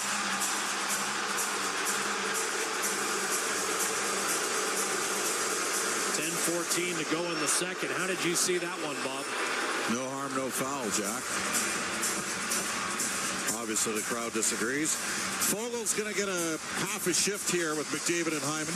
And we thought we might see some different wingers with McDavid and Hyman tonight with the injury to Adam Henrique. Here's Warren Foegele trying to put it through the middle. It's not a significant injury. In fact, Henrique is a question mark for Friday night's Game 2. Evan Bouchard will work it up the right-hand boards. Mikheyev cuts it off at center for Vancouver. And Miller spills it in. Canucks attacking from left to right. Skinner leaves it for Bouchard. The breakout pass is off target intended for Hyman and turns into an icing call. That was a grenade. Tough one for Hyman to handle it with 9:45 to go in the second period. The faceoff returns to the Edmonton zone with the Oilers leading by a score of 2-1. There's a group of Vancouver fans tonight dressed in the old school Hockey Night in Canada blazers. Quite the look. Those were rocking back in the day. Right behind Stuart Skinner, in fact. About 20 rows up here at Rogers Arena. McDavid beaten off the face-off by J.T. Miller. Sent across to Philip Roenick, and now Pius Suter right circle. Drops it off. Shot Roenick. And a left pad save made by Skinner. Rebound. Fogle took a hard hit. Did not get it out of the zone. Bouchard did. And now McDavid's away. Change of pace on Roenick, who recovered well and knocked that puck into the far corner. McDavid back on it. Tried to hit Kulak, and the puck skittered between his legs. Kulak recovers back in his own zone. That was a good play by Roenick. I thought McDavid might have had a half step on him. Kulak with an errant pass, and that'll be another icing call against Edmonton. 9:08 to go in the second period. Are you seeing anything that the Canucks are doing in the neutral zone that's starting to frustrate Edmonton? Yep, they're taking away the middle seams, and then the Oilers forwards are too separated from the defense, and the Oilers are trying long stretch passes, and they're ending results in D-zone draws, and the Canucks have been the better team in the face-off circle. Won about 60% of the face-offs so far in this game, and their lone goal came off a face-off win. Pedersen against McLeod, who won a draw back to Vinny Desharnais. Cut off by Mikheyev on the right half boards. Höglander. Problem for Pedersen is he's trying to get out of a slump, but this whole line is ice cold with Mikheyev, Höglander, and Pedersen. Desharnais off the Vancouver dump in. Hughes forced back to center. Pedersen shoots it in. Mikheyev after it. On it, right half boards. Plays it out. Zadorov clubbed one toward the net. That was blocked away by Kulak. And now a little spin move by Mikheyev. Trying to shake free of traffic. Put it down low. Pedersen. Holloway pulls his way inside on Hughes. Shot from distance by Di Giuseppe trickled through and was stopped by Stuart Skinner. Too much time in the Oilers zone right now for Edmonton. Desharnais. And again, Vancouver stacking up that neutral zone. Desharnais this time locates Nugent Hopkins for a dump in. But Nikita Zadorov will collect for Vancouver. Draisaitl's got a problem here, Jack.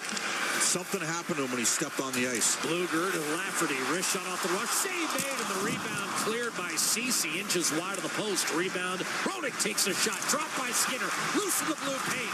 Lafferty could not finish, and again, Ceci was in the mix. This is not good. Draisaitl's going off with TD force, Jack. Trying to work that puck free. Cole looked like he might have played that puck with a high stick. Matters not as Derek Ryan comes the other way for the Oilers. Fired home by Ceci. 3-1 Edmonton. Shilov's fooled from distance. That was just hammered home, and Cody Ceci has his third career Stanley Cup playoff goal in this, his 70th game, and the Oilers lead back to 2. Well, 2 goals for defensemen for Edmonton so far in this game, and against the flow of play, Cody Ceci, a long-range bomber.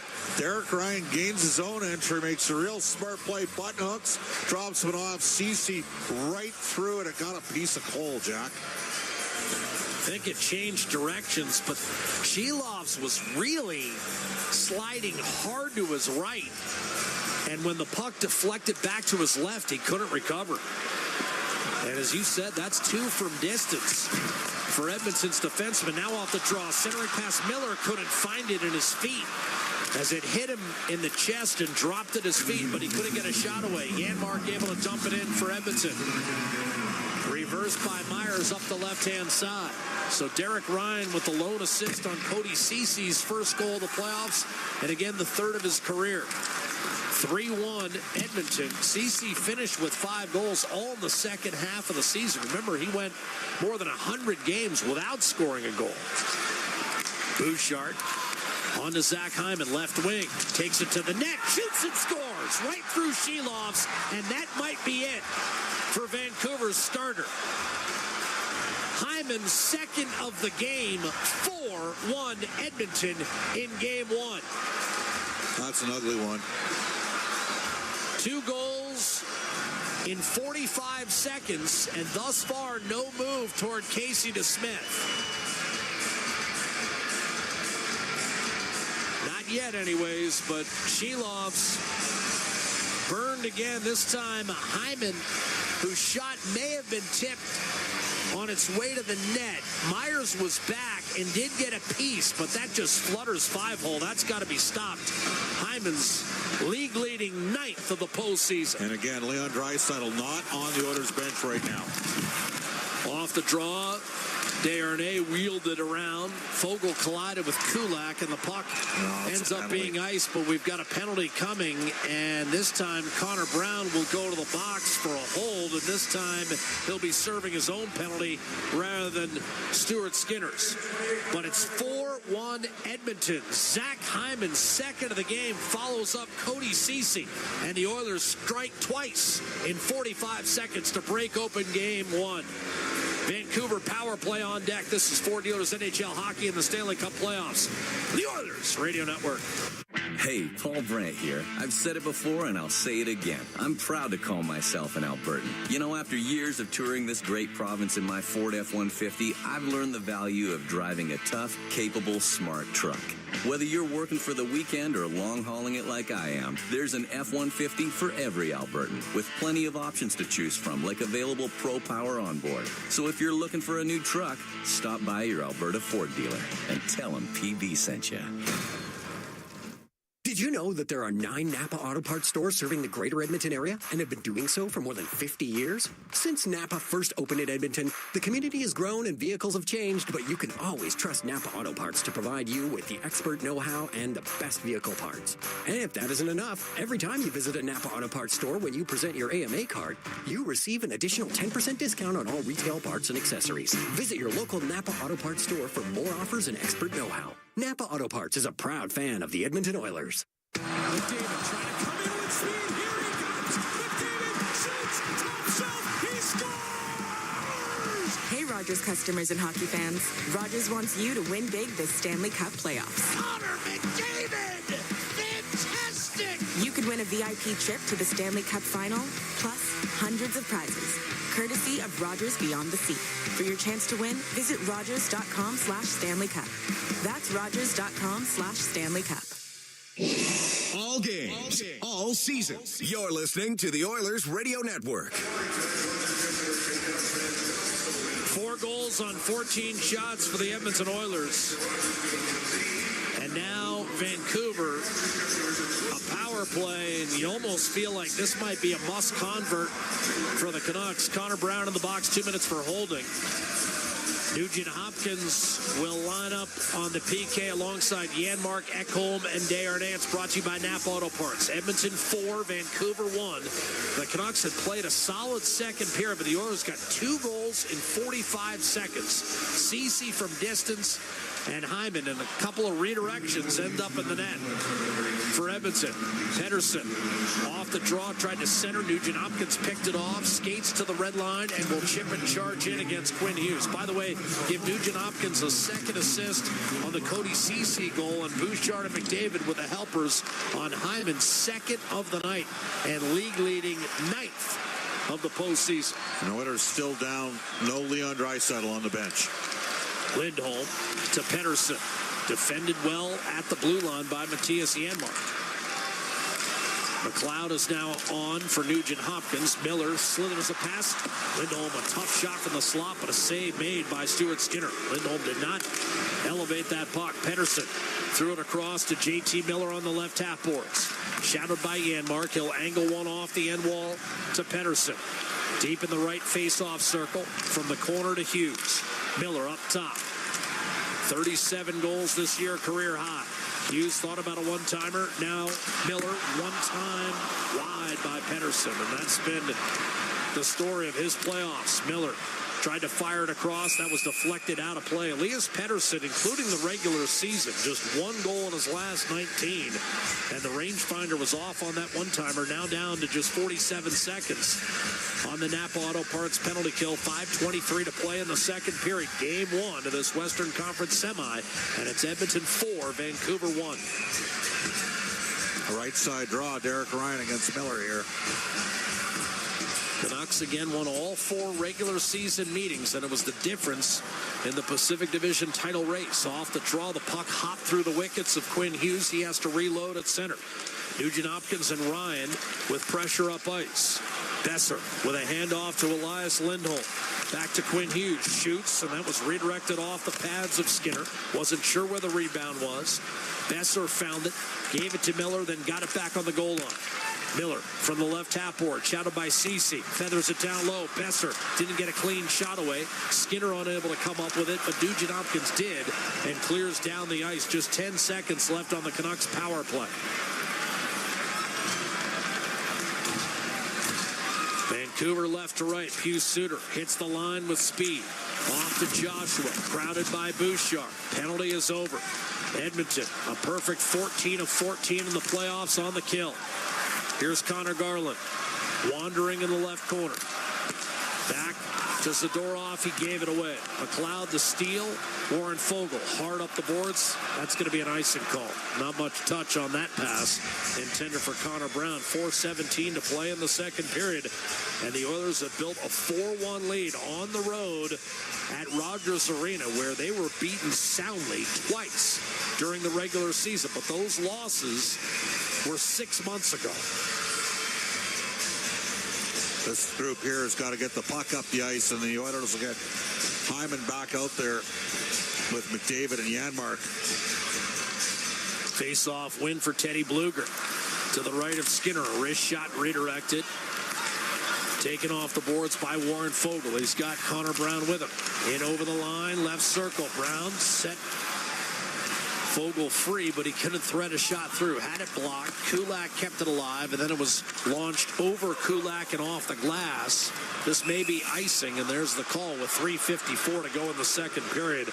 And it's a disgruntled 19,000 plus inside Rogers Arena. Vancouver won 50 games during the regular season, including 27 wins at home. But the Oilers were able to get the first goal 2 minutes in on a power play that the Canucks afforded them with a too many men on the ice call, and thus far Edmonton has not looked back. Canucks have had some spells where they've outplayed the Oilers, but have not cashed in. McDavid chased out of the circle here. It'll be Evander Kane taking the draw to the right of Shelovs. And it must be stated, I mean, the Oilers have scored 4 times on 14 shots against Shelovs, who shut out the Preds in Game 6 to clinch that series. Zadorov off the draw, won by Vancouver, but the Canucks aren't able to get it out. So Bouchard lays it down low, and it's Hyman.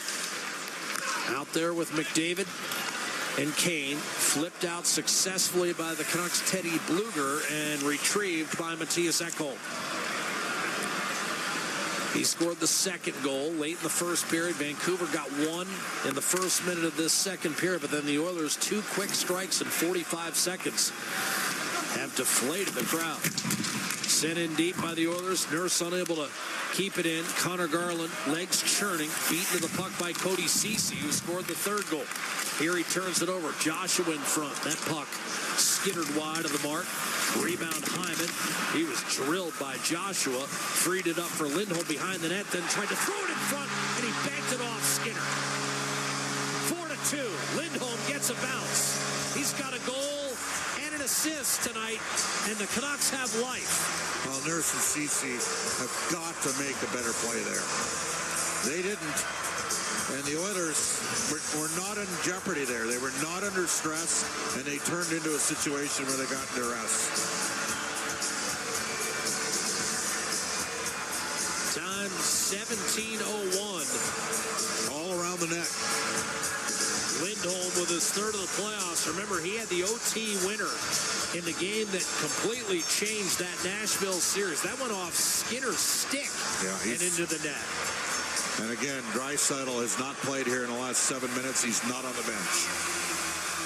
Lindholm capped a stirring comeback by the Canucks. In Game 4, they were down 2 goals with less than 3 minutes to play. They became the 8th team in the history of the league to win under those circumstances in the Stanley Cup playoffs.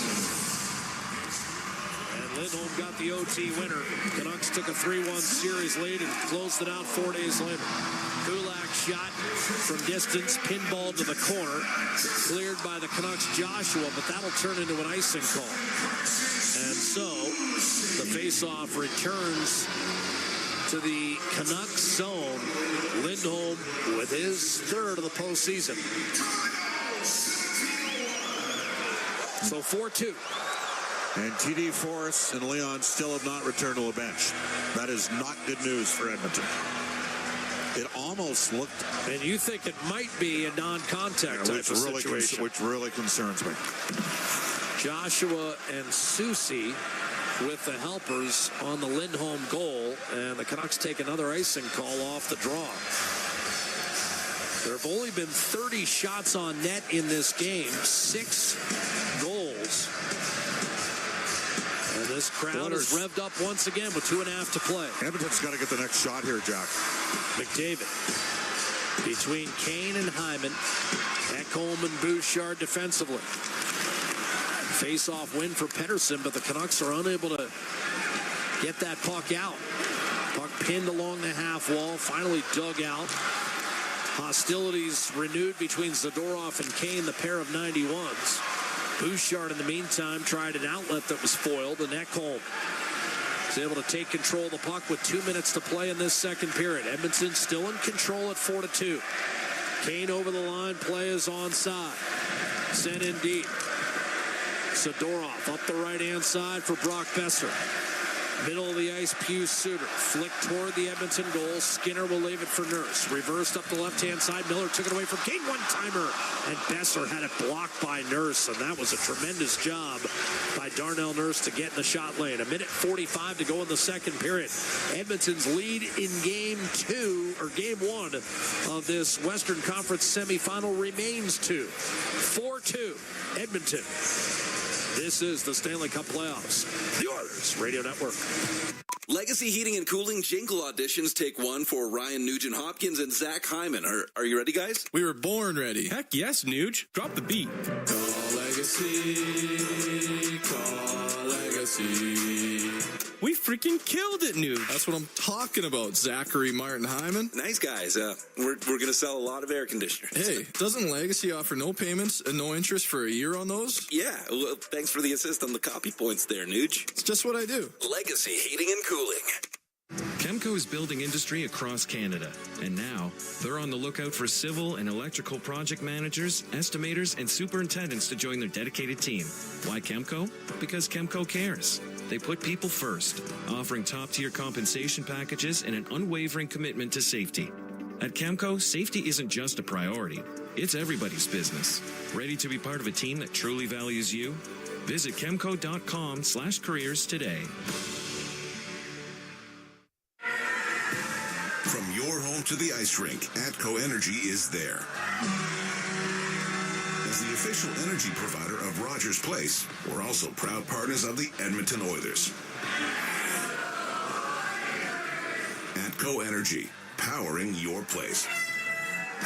Customers are free to purchase natural gas services or electricity services from a retailer of their choice. For a list of retailers, visit ucahelps.alberta.ca or call 310-4822.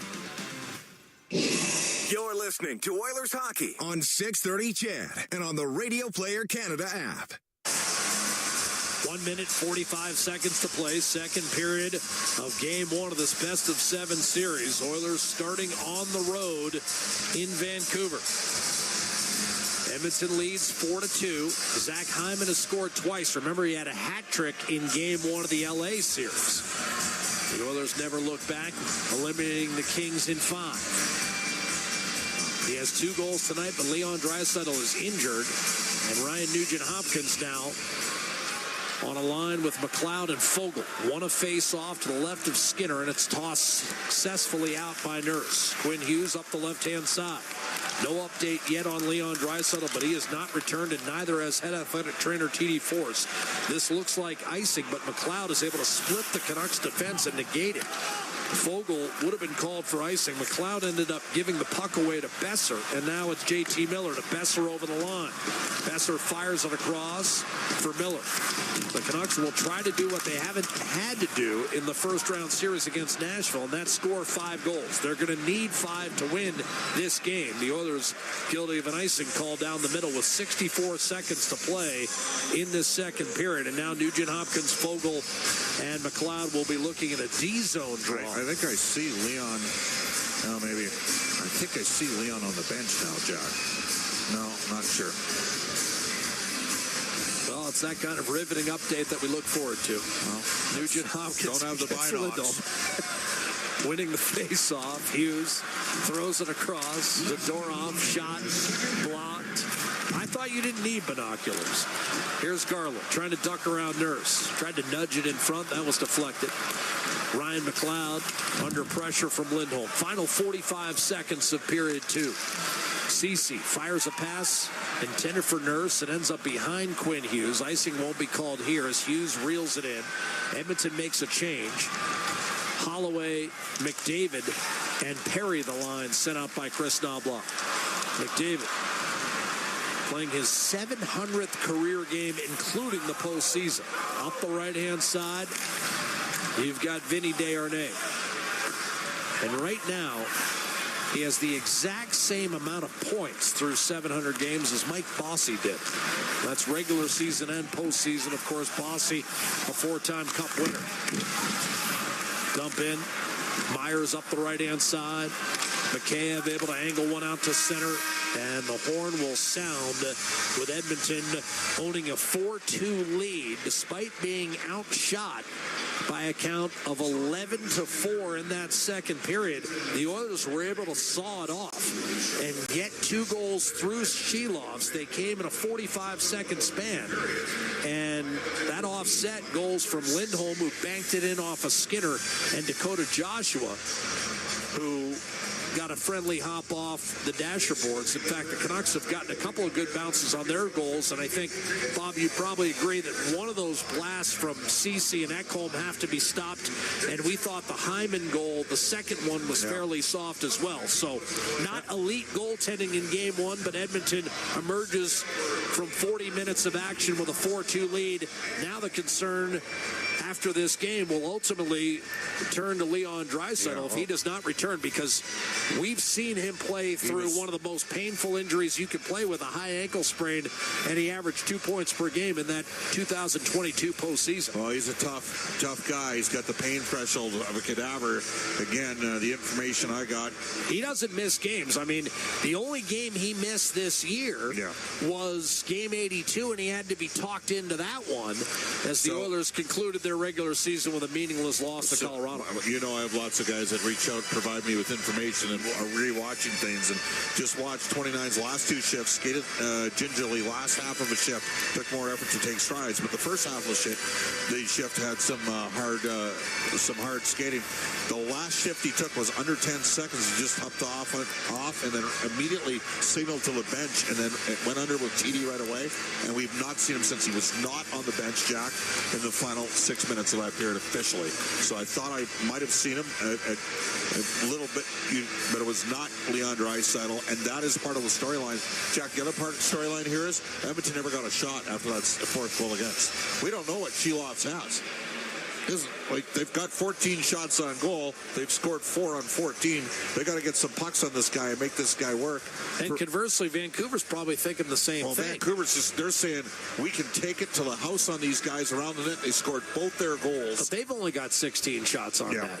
And they have not been a volume club at all in the postseason. The Oilers look out of sorts, and it doesn't surprise us because Draisaitl was the best player on the ice in the first period. And they haven't had him since basically the... But they've still got a 4-2 lead, Bob, so it's lockdown time. Well, it's lockdown time. Got to play smart. Got to win more.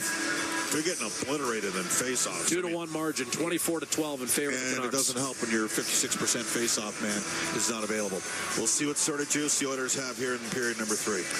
Hyman with 2 goals, Cody Ceci and Matthias Ekholm with the others, and Edmonton, after leading 2-0 after the first period, now with a 4-2 lead heading to the final 20 minutes. And remember, the Oilers, one of the best third-period clubs all year long, all season long, looking for their first win of this season against the Vancouver Canucks head-to-head. When we come back, Reed Wilkins, Rob Brown will have their thoughts on the first 40 and the next 20. It's Edmonton 4, Vancouver 2 in Game 1 of the Western Conference semifinal. The Oilers Radio Network. Edmonton, get ready to meet Traveland RV. The Trailblazer RV location in Atchison is now Traveland RV. Western Canada's trusted name in recreation since 1977. Celebrate our grand opening and find up to 50% off MSRP during our huge liquidation sale. That's right, 50% off. Select in-stock 2022 and 2023 models. Brands you know like KZ, Venture, Brinkley, Rockwood, New Camp, and Northern Light. Edmonton's new name in recreation. Traveland RV in Atchison. TravelandRV.ca. Simply unbeatable. CHED Edmonton, the station you turn to in an emergency. 630 CHED, Edmonton's news, today's talk. A Chorus Entertainment radio station. Stay connected with your community and enjoy the latest updates and exclusive access to concerts and events by becoming a 630 CHED Insider. Don't miss out on a single moment. Sign up now at 630ched.com and click on CHED Insider Newsletter to become a vital part of Edmonton's premier news and talk community. 630 CHED, Edmonton's news, today's talk. Where Edmonton stays informed and entertained. Today and every day.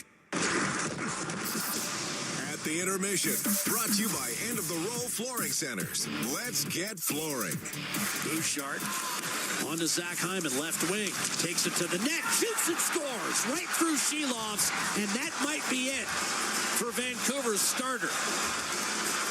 Hyman's second of the game, 4-1 Edmonton in Game 1. Yeah, 2 goals, 45 seconds apart. Big for the Oilers in that period. Hyman has 2 tonight, 9 in the playoffs. Edmonton leading Vancouver 4-2 after 40 minutes. That was your look into the highlight zone for Century Casinos. All in, all games, all season. Century Casinos, 3 great locations, Edmonton, St. Albert, and next to the Edmonton International Airport. Welcome to the winner's zone. However, Rob Brown, Vancouver outshooting the Oilers 11-4 in that period, and they certainly showed a response after being down 2-0 after 1. Yeah, the Canucks had a very good period. They are probably sitting a little dumbfounded between periods right now how they're still down 2, because they were by far the better of the 2 teams in the second period. Unfortunately for them, the tough night for Ian Cole has continued. He high sticks a puck that lands on the stick of an Oiler, and then he deflects a puck past his own goaltender in the net. It's been a really tough night for Cole. And then you've got a young, inexperienced goaltender in net for the Vancouver Canucks, and it's shown tonight. There's been 3 pucks that have gone towards the net that he's tried to catch, and he hasn't. It's bounced off his glove. And then the last goal, the goal by Hyman, you want to upset a team better than you can let those goals in. So that could have deflated this Vancouver Canuck team. That could have been the end of the night, but they got better after that. So give them credit. But that was not a strong period, despite what the scoreboard may say for the Edmonton Oilers. Is the Vancouver Canucks were the better of the 2 teams. And a lot of concern about Leon Draisaitl, who went off. Craig Simpson first mentioned it with about 8 minutes left in the period. If people are looking online, there's the bench cam shot of Draisaitl taking about a 10-second shift and immediately returning to the bench. Well, then there was another one. I don't know if you just saw it. They were showing again. He had a long conversation with the trainer on the bench. He looked twice towards his back. You could see him mouth the word back. I don't know if it's his back or it's somewhere in the back area. But he felt uncomfortable. You saw him take the one shift where he took 2 strides, made a bit of a turn, and then it was just a complete B-turn right back to the bench and down the hallway. So in a night where the Oilers are up 4-2 through 40 minutes in the first game, which seems like forever, yeah, there's a little bit more concern in Oiler world than there probably would normally be, as their star player, Leon Draisaitl, who I thought was the best player on the ice for the Oilers in the first 20 minutes. He didn't finish the second period, and you wonder if you'll see him in the third. My guess is you won't see him in the third period, no matter where he is health-wise, as the Oilers want to make sure he's better and fully 100% as we go forward in this series and in the playoffs. Yeah, Sportsnet going through any video clip they can find of a Draisaitl shift in that second period. I mean, they're showing one where he took a shove, not even really a hit. I guess you never know when anything had happened, though he looked okay after that. So we'll see what's going on with Draisaitl. Special teams, Rob, continue to be a huge advantage for the Oilers. It has, and what you see with the Oilers' penalty kill is it's very aggressive, but it's aggressive because the Oilers are deciding where the Canucks, and last series where the LA Kings, move the puck. They're forcing tonight Quinn Hughes. Okay, we're coming up here. You're going to put it down this side to Pettersson, and we're already going to be attacking there.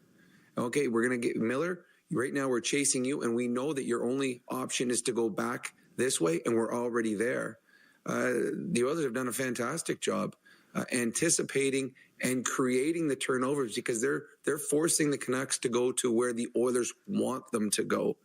And the other thing is, too, the Oilers have done a nice job standing up at the blue line, not giving the Canucks easy access. So I know that the Oilers' power play has been fantastic, and it demoralizes a team when every time you take a penalty, you know it's probably going to be a goal against, but it is also completely frustrating. And it's the star players you're frustrating on the other team when they get their cookie time out in the power play and they can't do anything. So this was another great 40 minutes of specialty teams for the Oilers. There's not a lot of specialty teams in this game, but in games that are tight, that's the difference between a one goal win or a 1-goal loss, having the better of the specialty teams. And the Oilers, through 6 games in this playoffs, have been the better of the two teams. So in that period, Joshua, an early one for Vancouver, Lindholm, a late one for Vancouver, but in between 2 quick ones for the Oilers from Ceci and Hyman, who have a 4-2 lead through 40 minutes. Ford Dealers NHL Hockey on the Oilers Radio Network. There's only one line of trucks that's outsold all others for 58 years. Only one with the available Power Boost hybrid engine on select models that delivers performance and efficiency. It's the truck that all others are measured by. You know the one. Tough this smart can only be called F-150. Right now, lease the 2024 F-150 STX with black appearance package at 2.49% APR for up to 24 months with $4,800 down. That's just $228 bi-weekly. Visit your Alberta Ford store or Ford.ca for details. At the Chopped Leaf, greens for lunch gets you moving. Now you can shake, shake, shake it. Made with fresh greens and vegetables, choose from 9 delicious, oh-so-shakeable salads. Or try it as a wrap or rice bowl. So however you shake it, you'll enjoy something you can feel good about. Visit the Chopped Leaf near you or order online today to enjoy some freshness on the go. McDavid trying to come in with speed. Here he comes. McDavid shoots. Top shelf. He scores! Hey, Edmonton.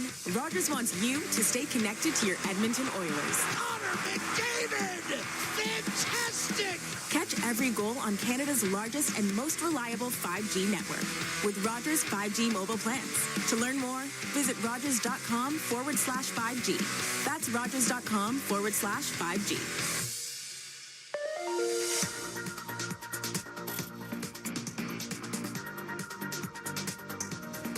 With Global News, I'm Thomas Dias. Canadian Utilities, a subsidiary of Calgary-based holding company ATCO, says it plans to build a new $2 billion natural gas pipeline in Alberta that will supply a massive net zero petrochemical project being built northeast of Edmonton. The pipeline is to supply natural gas to Dow Chemical's $9 billion Path to Zero facility, which is being built near Fort Saskatchewan and billed as the world's first net zero emissions integrated ethylene ethylene cracker and derivatives site. The project will include the building of a new hydrogen-fueled ethylene cracker as well as carbon capture and off-site sequestration.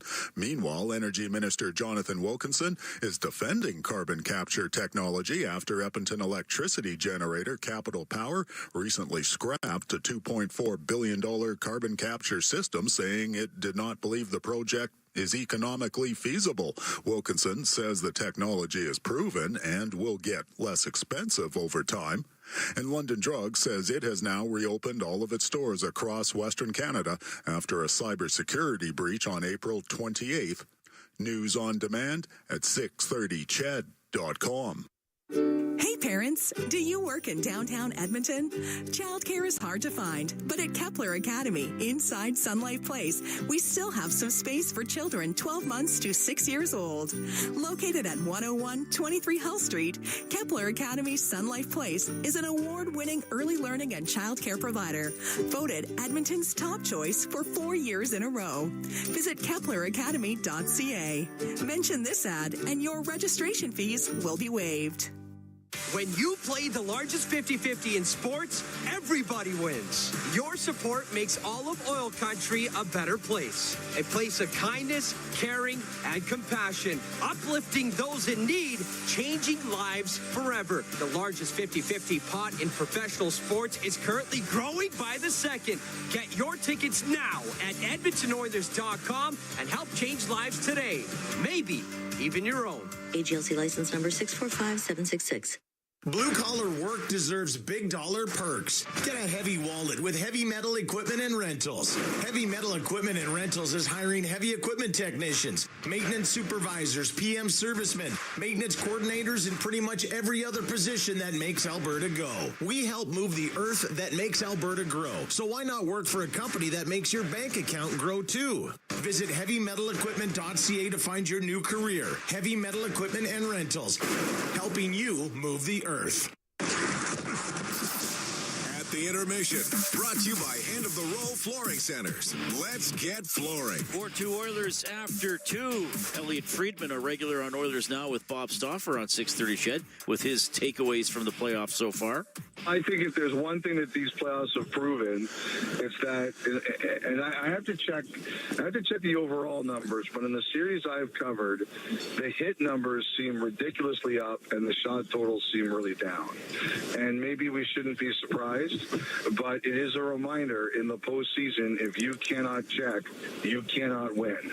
And the Canucks check very well. I think the other thing, too, is now that they've kind of gotten, with the possibility of going down the middle with Miller, Pettersson, Lindholm, who's better, and Teddy Bluger, I think it's a really, really good quadruplet of players, and I think they're very dangerous down there. Look, I think Miller's going to see a lot of McDavid. McDavid can handle anyone, but Miller is a very competitive guy, and I think the thing you can't stop McDavid. It's insane. But to deal with McDavid, you have to have a short memory. You have to recognize that there are times that he's going to embarrass you. There are times he's going to make you look terrible. And Miller has an understanding of how to handle that. All right, a little bit there from Elliot Friedman as we update the scoreboard for Pizza 73, official pizza of the Edmonton Oilers. The other NHL playoff game, Panthers all over the Bruins, 6-1. So that series is tied 1-1. The Oilers leading Vancouver 4-2 after 2, but without Draisaitl for about the second half of that period. Will he be good to go in the third? Jack and Bob will let you know. Ford Dealers NHL Hockey on the Oilers Radio Network. The intermission has been brought to you by End of the Roll Flooring Centers. Let's get flooring. From the biggest stadiums to the coziest holes in the wall. From house parties to porch hangs to pride celebrations. From your favorite fuzz shop to your local Indian spot. From noodle bars to sports bars to salsa bars. There's a Molson with your name on it. Canadian Ultra XL. Molson. Everyone in. Must be legal drinking age. Athletes know that to advance your career, you've got to be part of a winning team. So, what about you? Are you working for a winning team? Well, here's your chance to do just that. Brandt is a strong and stable industry leader with career opportunities across Canada. We have hundreds of positions available right now, from parts, sales, positioning technology, heavy-duty mechanics, and more. Be a part of a winning team. Earn your stripes by joining Brandt today. Find out more at BrandtJobs.com. Discover the epitome of elegance at Alberta Diamond Exchange, dedicated to crafting unforgettable moments with exquisite jewelry collections for over 2 decades. From stunning engagement rings to timeless wedding bands and anniversary treasures, the Alberta Diamond Exchange commitment extends far beyond I do. Your journey with Alberta Diamond Exchange is not just about jewelry, it's about an unparalleled experience. Check out the Aspen Glen Landing Boutique in Southwest Calgary, and for more information, head to avdiamond.ca today. Listen on air, online, and on the Radio Player Canada app. This is the Oilers Radio Network. Leon Draisaitl has returned to the ice and will remain on the bench for this third period, with the Edmonton Oilers leading 4-2 over the Vancouver Canucks. So the 2-goal lead matched in terms of the good news scenario by Draisaitl's apparent return. McDavid will start this third period back on the line with Hyman, who has scored twice, and Matthias Janmark. Matthias Ekholm with one of the other goals, Cody Ceci the other. Ekholm and Bouchard to start this third period defensively. Ceci's goal, by the way, reminiscent, of course, of the last playoff goal he scored, which was Game 7 against LA back in 22. Turned out to be the only goal that Mike Smith would need in a 2-0 shutout win that's generally regarded as maybe the finest game McDavid's ever played. McDavid sets up Hyman off the draw, and his shot deflected up and out of play by Carson Ceci. Jack Michaels, Bob Stauffer, welcoming you back inside Rogers Arena in our Legacy Heating and Cooling broadcast booth. 14 seconds into this third period. Game 1 of this best of 7 Western Conference semi, and it's 4-2 Edmonton, with Game 2 scheduled Friday night for an 8 Mountain Time start. Face-off win for JT Miller. And I'm told the puck drop will be 8:20 as well for Game 2. That'll be Friday night. Then the series returns to Edmonton. We know Sunday's game time. That's a 7:30 Mountain Time start at Rogers Place. Lead pass for Miller to Suter will be an errant one, and Bouchard back to draw the icing call. And now, coming over the boards will be McLeod, Perry, and Kane. Interesting. Draisaitl was ready to go. He's on the bench, but he's not playing as of yet. Did not play the final 10 minutes of period 2. Right. So McLeod's going to take this draw. I wonder whether Draisaitl's on the process of trying to talk his way back into the game. Off the draw. Puck forced free for Carson Ceci of the Vancouver Canucks. Skates to center. Hits JT Miller right wing. Miller back to the point. Shot taken and a save made on Zadorov by Stuart Skinner. Rebounds Zadorov. Tried to keep it moving to the middle of the ice, but taken away Corey Perry. The outlet for Darnell Nurse. He'll crisscross with Kane and get it in deep. Nurse tried to one-hand it over to Kane, but that'll be intercepted and cleared by Connor Garland. Now Lindholm, who has a goal and an assist in this game for the Canucks, once again showing up against the Edmonton Oilers. McLeod, the outlet. Kane trying to create a 2-on-1 with Fogle. Kane left circle, and shot tipped away at the last moment. Getting in the lane was Ian Cole.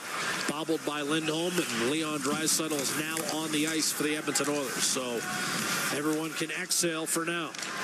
Draisaitl fields a pass at center ice. He'll dump it in. Philip Roenick on the puck for Vancouver. Off to Pettersson. Moved up by Hughes to Höglander, and now Skinner out to play the puck for Edmonton. Off the glass, Pettersson will settle it down for Vancouver.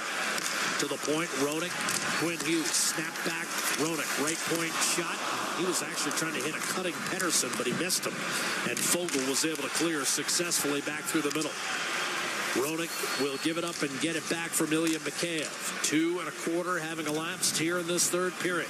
Edmonton 4, Vancouver 2. Pettersson with a bobble at the Edmonton line. It's just not been going for him the last 6 weeks. Let's hope it stays that way for Myers the Partisans. up the right-hand side. Pettersson makes sure of a dump in. Nurse up the left-hand side for Holloway. Brushed back towards center. Brown had it chopped away by Ceci. Now Ceci will jump up from the play. Derek Ryan, he goes back to Ceci. Maybe it's a better opportunity. But here it's knifed wide by Connor Brown, and Bluger is able to chip it up the left-hand side, and they'll wave off icing. I'm not sure why. Nurse will collect for Edmonton.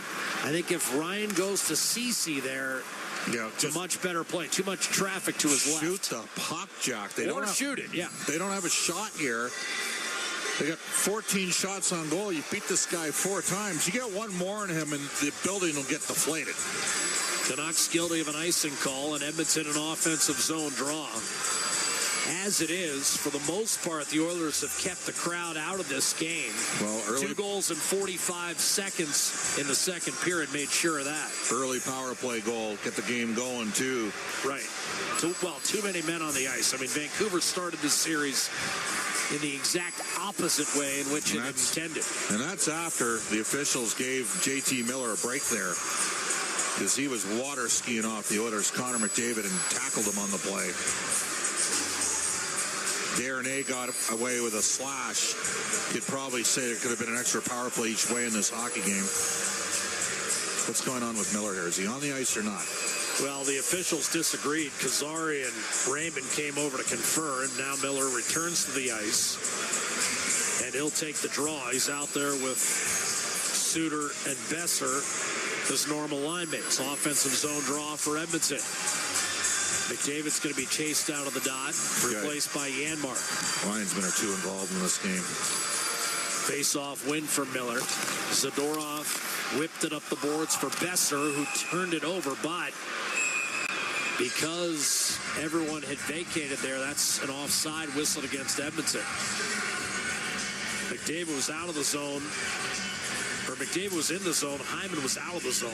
And when Hyman joined the play and touched the puck, it became offside. If McDavid had kept possession there, it would have been a legal play. Now it's going to be a center ice face-off. Hyman would have just had to eventually tag back up. Miller beaten off the draw by McDavid. The puck ends up in the Edmonton zone, and Bouchard on a reset. Matthias Ekholm up the left-hand side. Matthias Janmark gets it in deep. A lot of rubs. Turned over by Shelovs. Zach Hyman back on the puck for the Oilers. 2 goals tonight, 8 in the playoffs. At 54 during the regular season. Janmark kept the play alive in front of Shelovs. McDavid out to Bouchard. Slide step to his right. Returned it to his captain. Janmark able to contain. Ekholm gives it back to Janmark on the right side. Hughes might have pulled Janmark down. Nothing was called, and the Oilers 4-2 non-call, Jack. Yeah, I thought that was very close. Hughes with a pass up the middle. Mikheyev sent into the corner by Skinner. Mikheyev can't maintain. Hughes kept it in. Now it's offside against Vancouver, so tagging back up as Höglander. Kyle Murchison, you can probably hear it, screaming offside. And Ekholm was able to amble his way up the center ice and slam it in deep. Leon Draisaitl back on the ice, defending against Tyler Myers, who could not clear it past him on the right-hand side. Now Fogle able to hunt the puck down, create for Nugent Hopkins. From off the goal line, it's Desharnais, who walloped one wide. Rebound came off the boards. Höglander did not get it out. Sent back toward Fogle by Draisaitl. Fogle had it kicked away by Myers, and Mikheyev able to collect for Vancouver. Canucks right to left. Pettersson one-handed it toward the Edmonton blue line. Kulak watched Pettersson turn it back over, and now Corey Perry. 1-on-2 into the corner. Steered by Ceci over to Dakota Joshua. who, like Lindholm, has a goal and an assist in tonight's game. Ceci, a high flip through the middle of the ice. Nurse unable to play it cleanly over to Ceci. Got it back from his partner, and this time finds Evander Kane for an outlet up the middle. Ryan McLeod will shoot it in. Lane, McLeod, and Perry in on the forecheck. Perry caught Cole with a glancing blow. He's able to shake that off, take a hard check from Kane, and make a play up to Elias Lindholm. Snapshot and a save made by Skinner. That had a lot of mustard on it. Thrown in front. Skinner able to defend and keep the puck out of the net. Garland can't get a third crack at it, and Evander Kane clears back to center. Cole rink wide to Lindholm in front of the Canucks bench. Line's going to have to dig in, Jack. Zadorov on a reload for Vancouver. Crowd trying to urge the Canucks back into this game. Skinner playing it carefully. Up the boards, but not out. Quinn Hughes able to cut it off. High slot, wrist shot, Bob. Scored 17 after just 7 a year ago. This time Edmonton are guilty of icing as Holloway can't get around Hughes. 13:45 to play in the third period.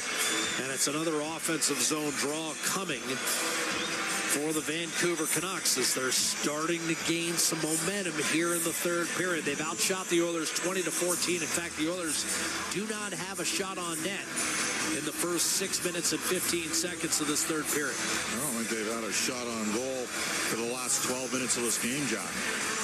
Miller against Derek Ryan. Well, since the two went in, Ceci and Hyman. So, yeah, I mean, you're 12, 13 minutes. Right on point with that remark. Besser to Miller. Challenged by Connor Brown. Brown calls for a line change. Miller up to Pius Suter. Well defended by Ekholm. Prying the puck loose, but Bouchard turned it over. Now Miller left circle. Snapped it wide. Ekholm made the play, and then Bouchard gave it right back. Ekholm back on the puck, and he's able to launch down the middle of the ice. Hyman backs his way in against Rona. Gives it up for McDavid. Plows his way through traffic and eventually forced it free for Janmark. Circling to the point, a shot. Desharnais just floated wide. Rebound. McDavid tried to curl it in front for Janmark. Well defended by Suter. Brock Besser, left wing, will shoot it in from center. Pedersen trying to finish his check against Kulak, who bodied him up nicely, shielding him from the pocket, allowing Desharnais to make an outlet to Janmark. He'll scoop it inside the Canucks blue line. Retrieved by Mikheyev with 12 and a half to go in the third period. Mikheyev weaving his way towards center. Nugent Hopkins ahead for Leon Draisaitl. Gingerly in from the right-hand side. Myers up the right-hand side. I don't think there's any question Draisaitl is slightly compromised out there. There's no question. Edmonton's Darnell Nurse lifting it back through center. That might be why Fogel's on this line instead of Kane. Just a little bit more speed. Draisaitl bumped around, got an extra shot from Zadorov.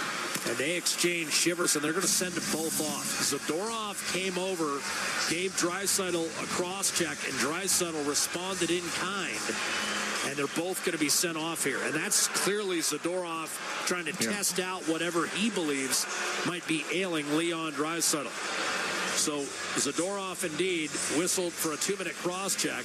Draisaitl got a slash, and Chris Knobloch, I think, is uncharacteristically a little upset on the Oiler bench. Well, they haven't called any. Vancouver's been chopping and hitting late a lot here, John. 12:01 to play in the third period. Edmonton 4, Vancouver 2. This is game 1 of the Western Conference semifinals.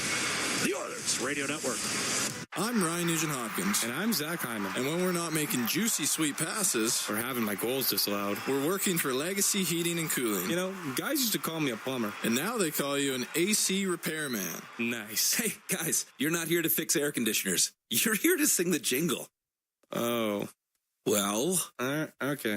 Call Legacy. Call Legacy. No payments and no interest for 1 year from qualified installers. Legacy Heating and Cooling.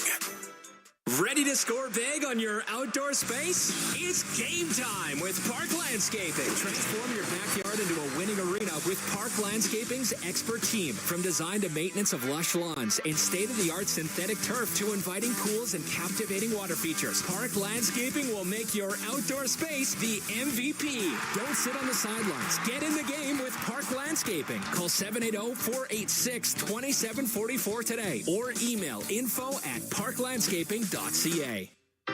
Get ready to live sky high. Sky Signature Suites offers remarkable units for rent, featuring sophisticated floor plans, designer finishes, resort-like amenities, and breathtaking views. Sky is the address for socializing, dining, entertainment, and fun in the heart of Ice District. Sign a one-year lease now and receive a complimentary ticket to an Edmonton Oilers home playoff game. This offer won't last long. Visit SkySignatureSuites.com for details.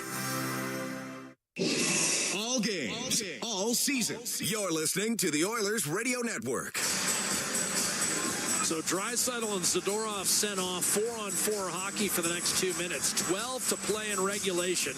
Edmonton leads game one of this Western Conference semifinal. 4-2. Oilers have never trailed. Hyman and Ekholm put Edmonton ahead 2-0 after one. Joshua and Lindholm scored for Vancouver in the second period, but in between, Ceci and Hyman scored in a 45-second span. So Hyman's got a pair tonight. McDavid beaten off the draw by JT Miller. It's been a good night for Vancouver in the face-off circle, but the Canucks have trailed for all but 2 minutes of this game. Up the right-hand side, Miller tried to find an activating Philip Roenick. Ekholm came over to make the steal. Bouchard ahead for McDavid. A diving Pettersson knocked it away. Terrific effort by Pettersson. Otherwise, McDavid would have had a partial break. It's whirled around the boards, and Ekholm will track it down. I think it's tailing here in a 4-on-4 that it's not McDavid and Draisaitl, right? Well, Leon, of course, as you know, Jack, he's in the box. He's in the box. Yeah. Well, what I'm saying, though, is I think there's going to be sparing use of Draisaitl down the stretch here, if at all possible. 100%. Every chance they can get to get sticks and chops in on Connor and Leon, they are, and the officials have not called any of them in this game. Well, and if I'm the Oilers, I'm mindful of that. Here's McLeod to Nugent Hopkins. What a look by McLeod, and that short side pass was fired off the outside of the right post by Nugent Hopkins. The Oilers still don't have a shot in this period. And we're more than 9 minutes into it. Hughes up through center. Gets it back from Connor Garland. 4-2 Edmonton. Beautiful short side look by Ryan McLeod off a simple dump in. And Nugent Hopkins unable to finish. Elias Lindholm to Carson Ceci. Right wing, Brock Besser. In over the Oiler line. Nurse and McDavid defend on that side. Nurse had a chance to get it out and did not. Turned it over. Here's a shot from the corner by Besser. It's wide. Ceci gives Besser another opportunity to Miller down low. Redirects it home. 4-3, and the failed clear leads to a Canuck goal. What a redirect by JT Miller, and the Canucks are within one. 10:22 remaining. Darnell Nurse having a tough night, Jack. I don't want to pick on a pairing, but they've been on the ice for all 3 goals against, and they're all around the net. Right after Nugent Hopkins missed a tap in on a real good short side play. Not a tap in, but a good opportunity. And then Darnell and JT Miller with a real good deflection. That's a nice play. But he had the chance to clear. What did Rick talk about before the game? Got to get pucks out. Edmonton didn't. And that stick of Nurse might have helped elevate that puck over Stuart Skinner. That pairing is, I know Ceci scored. They're having a rough game. 4-3. Well, Nurse and McDavid had that defended. It was 1-on-2 on that side. Can't happen. And Nurse inadvertently put it back into traffic. Here's Nugent Hopkins, right-hand side for Kulak. Checked by Pettersson. Here's Nugent Hopkins with the crowd as loud as it's been since the beginning of the hockey game. Pettersson in over the line. Play would have been offside. Draisaitl's back on the ice as the 4-on-4 comes to a close. Sent in deep. Chilovs sees it reversed by Myers to Quinn Hughes. Up the left-hand side, Bouchard able to cut it off. Carson Ceci with a couple of assists tonight. And now a whistle away from the action. Find Edmonton. Tripping. Well, Rick Tocchet has won the gamesmanship battle early here. He sent the message when they won. It's got to be a 5. Want to play this series 5-on-5. Holloway to the box. They've gotten away with lots tonight, Jack. And they've called 2 pretty iffy calls against Brown and Holloway in this game. We've got to take a break. 9:32 to play in the third period. Edmonton 4, Vancouver 3. The Canucks will be looking for the equalizer when we come back with a Vancouver power play from Rogers Arena. The Oilers Radio Network. Hey, Paul Brandt here. You know what I'm a fan of? Alberta. The wide open spaces, the highways and byways, and a rugged, beautiful terrain that I'm proud to call home. Maybe that's why I'm also a fan of my Ford F-150. It's tough, capable, and smart, which makes it a natural fit for roads like these. So if it's a new truck you're looking for, look no further than the truck Albertans love to drive, F-150. Head into your Alberta Ford dealer and tell them PV sent you. When the Oilers are on the ice, the big hits are a part of the game.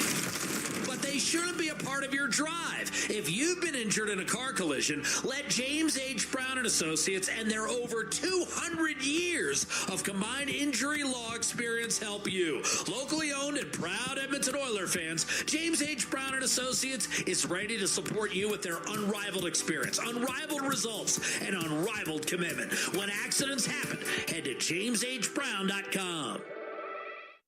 Proudly headquartered in Edmonton, Capital Power is powering change by changing power. Be part of the energy and join Capital Power in cheering on our Edmonton Oilers. From Ice District and across oil country as they chase another championship banner. Visit capitalpower.com to learn about how they're delivering reliable and affordable power for communities today and creating innovative solutions for a clean electricity future. You're listening to Oilers Hockey on 630 CHED and on the Radio Player Canada app. 9.5 to play, third period. Edmonton 4, Vancouver 3. Dylan Holloway in the box for tripping. And the Canucks down 4-1 at one point. Well, Edmonton has not had a shot on net in the subsequent 18 minutes. And now the Canucks can tie it on the power play. Off the draw, it's across to Miller. One-timer! And Hughes' shot stays out. Oilers Napa Auto Parts penalty kill. Janmark and Nugent Hopkins joined by Desharnais and Ekholm. Desharnais powering the puck, but not out. Hughes over to Pettersson. And he fumbled it away. He's been fighting the puck for the better part of 6 weeks. Sent around the boards by Besser to JT Miller. On to Hughes. Miller, left circle, snapshot, blocker to the corner by Stuart Skinner. Miller tried to put it around the boards for Pettersson. That was intercepted. Good read by Matthias Ekholm. And he'll drive it down the left-hand side. The Oilers have scored 4 goals on 14 shots tonight. Vancouver 3 on 22. Lead pass Hughes. Trying to hit Miller. It went off his stick. Hughes was able to grab the puck and turn it back to Pettersson. Now Hughes. Pettersson changes places with Besser. Hughes across, open man, wrist shot save on Lindholm by Stuart Skinner, holding sway against Lindholm, who's inside the right faceoff dot. A good look halfway through the power play. It remains 4-3 Edmonton with 8:33 remaining in regulation. And right now with Leon Draisaitl hurting a bit, Nugent Hopkins is being relied upon more to take faceoffs in the D zone on the PK. Well, because if Draisaitl's tender, you don't want to put him in a position where he's got to muscle up on draws, right? No. 100%. Nugent Hopkins on the face-off against Lindholm. Janmark in the slot defending Besser. Lindholm pulled it back. Hughes saucered it across to JT Miller, left circle. Canucks looking for the equalizer. Hughes to Pettersson. One-timer isn't there. Pettersson waits. Flipped it back. Tough pass. Hughes unable to keep it in the zone. Whacked back toward the blue line by Janmark. Hughes trying to shrug him off. Triple team. Coughed it up. And Nugent Hopkins with a length of the ice clear. Excellent work by Janmark and Nugent Hopkins that time. Hughes quarterbacking. Receives from Shelovs. Gets it back from Pettersson to JT Miller. Hugging the left half boards. Now it's Hughes. Under duress from Ceci. Threw it around the boards. Pedersen dashing over. McLeod makes certain of a clear to center. And now a reload for Brock Besser. That first power play unit out for nearly the entire 2 minutes for Vancouver. And the Canucks are 0 for 3 on the man advantage. Edmonton 1 for 1. And right now, that's the difference in the hockey game. Here's Ceci. Coming up through center as Holloway is out of the box. Edmonton back at full strength with 7.5 to go, and Draisaitl back on. Backhand flip around the boards. What a play he made. Zach Hyman skates into it to the net with a backhander redirected. McDavid tried to give it back to Hyman. Finally, Draisaitl re-enters the zone. Draisaitl can really, it doesn't look like he's anything but upright right now, Bob. Doesn't look like he can really bend at the West. The Canucks kind of threw the puck out of their own zone. Can't do that. Yeah, it looked like a closed fist around the puck as opposed to a midair bat. But they got away with it. Höglander on the puck for the Canucks will chip it up the right-hand side. Ekholm in front of the two-player benches had a deflection off Höglander come back to him. The Oilers are not happy with Steve Kazari tonight. Look at Draisaitl getting over the boards. He kind of almost puts himself over as you would in the old days of wrestling. I was going to say the vault, where you the high bar before the Fosbury flop was invented. You're going back a few centuries. Chipped up the left-hand side. Not that far, about when you were born, I believe. One-timer ripped and scored by Zadorov, and the Canucks have come all the way back. A 4-4 tie. Just a simple drop pass, and Zadorov blasts one home from a couple strides inside the blue line. And this game is tied at 4 with 6:13 to play. Well, the Oilers have made it easy. They don't have a shot on goal in Seelovs. Seelovs here, Jack. 20 minutes. 20 minutes of this game. Just teed it up and ripped it by Skinner, glove side.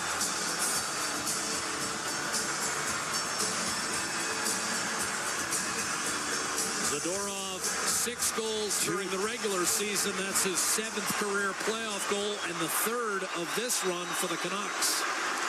2 additions for the Calgary Flames. Rare when you see interdivisional trades. And Jim Rutherford and Patrick Alvin, they took the Calgary Flames to the woodshed on those studios. And Zadorov. Chipped in by Ian Cole. Luger with the primary helper on that drive by Zadorov that appeared to beat Skinner cleanly, glove side. Ceci will knock it into the zone for Edmonton. Fogle checked hard by Ian Cole. Zadorov up the right-hand side. Draisaitl back on the puck. And back on a line with Nugent Hopkins and Fogle. Carefully, Zadorov with the puck. Up the middle. Joshua to Connor Garland. Fakes the drive. Slid it through Skinner. And the Canucks had their first lead at 5-4. Fake the slapper and then beat Skinner with a wrist shot.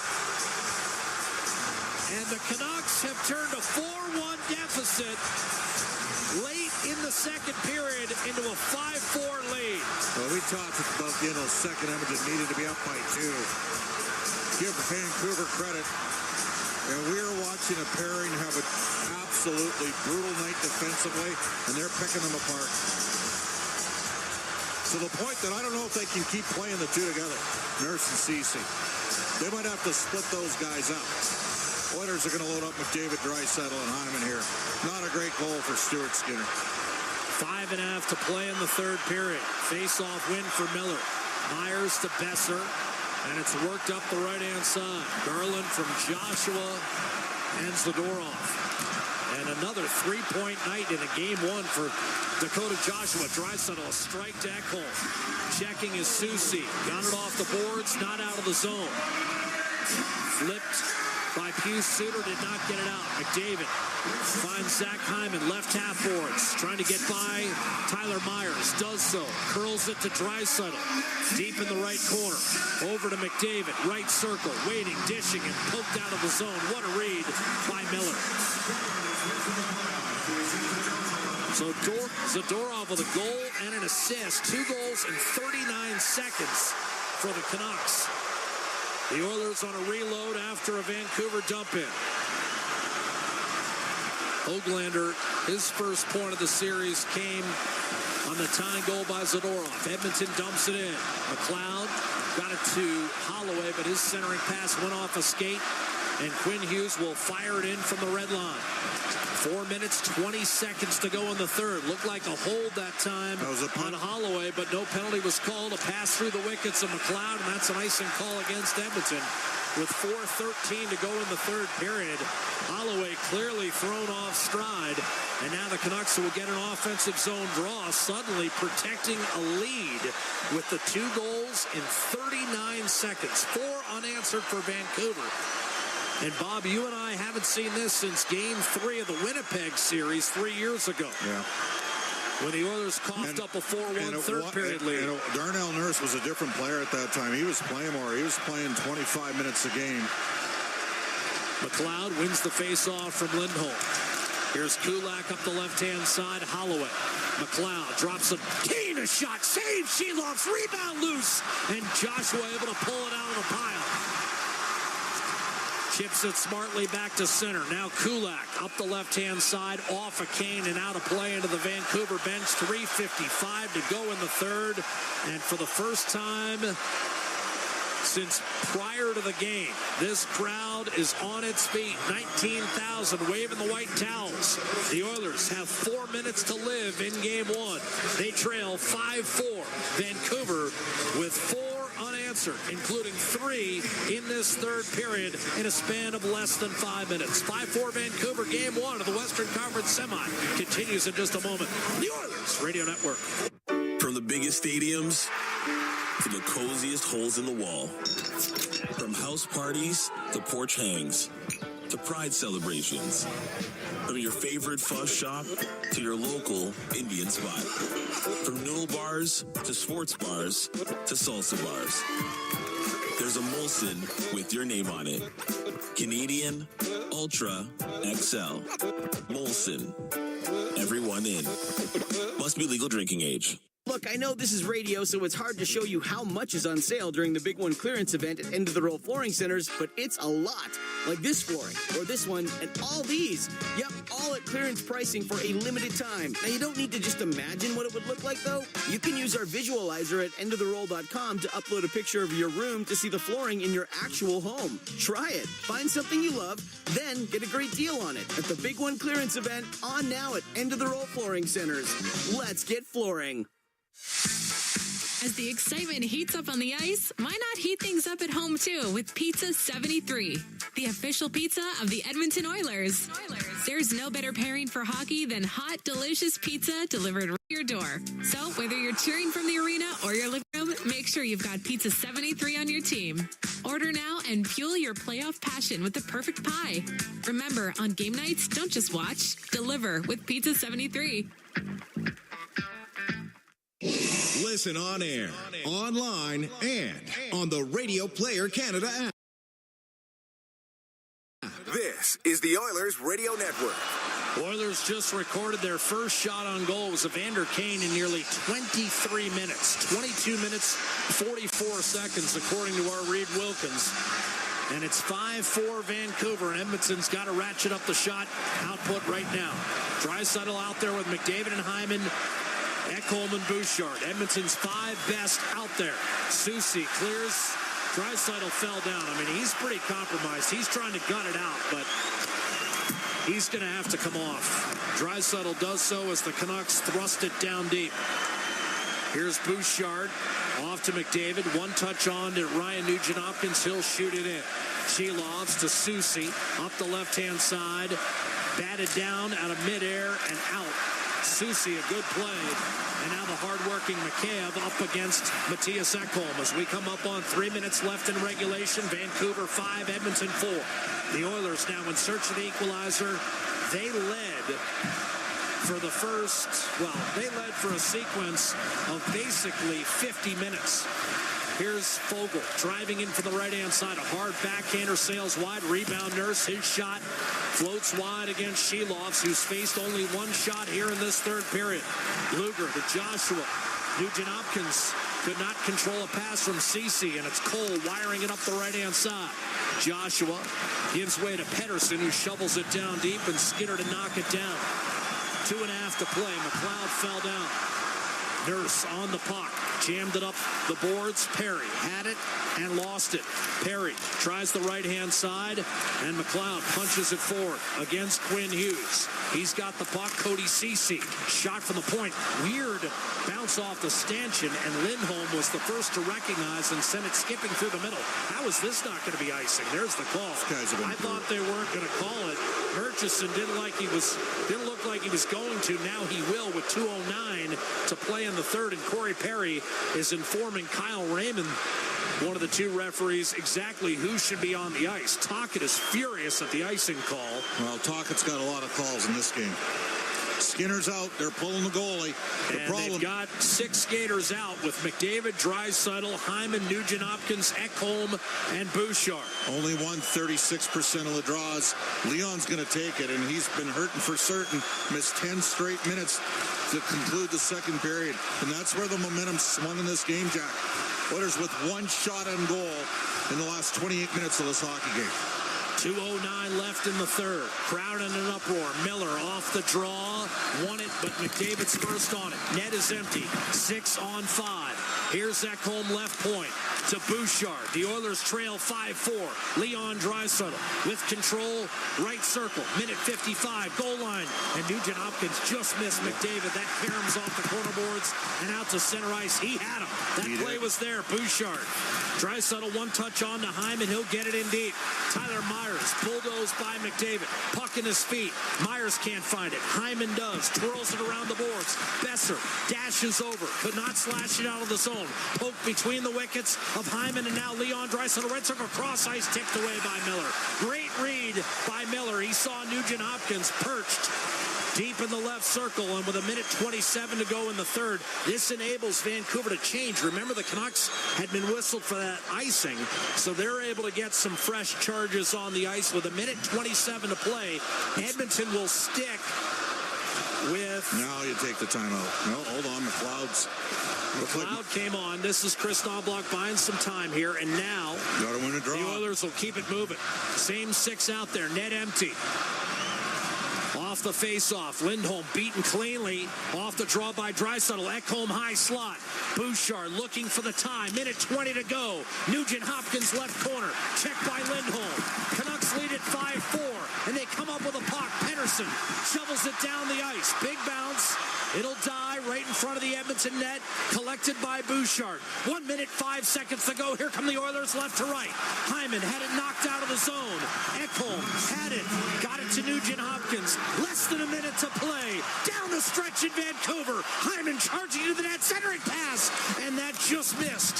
Vancouver trying to clear. Bouchard knocked it down. McDavid to the slot. Mishandled by Nugent-Hopkins. Zadorov defending. Nugent-Hopkins left circle. Back to Ekholm. 40 seconds to play. 5-4 Vancouver. Bouchard shot. Save Shelovs. Rebound. Big chop by Pedersen. Did not get it out. Bouchard able to hold on. Pedersen unable to get it from Nugent-Hopkins. Zadorov high flip off the boards. Taken by Bouchard.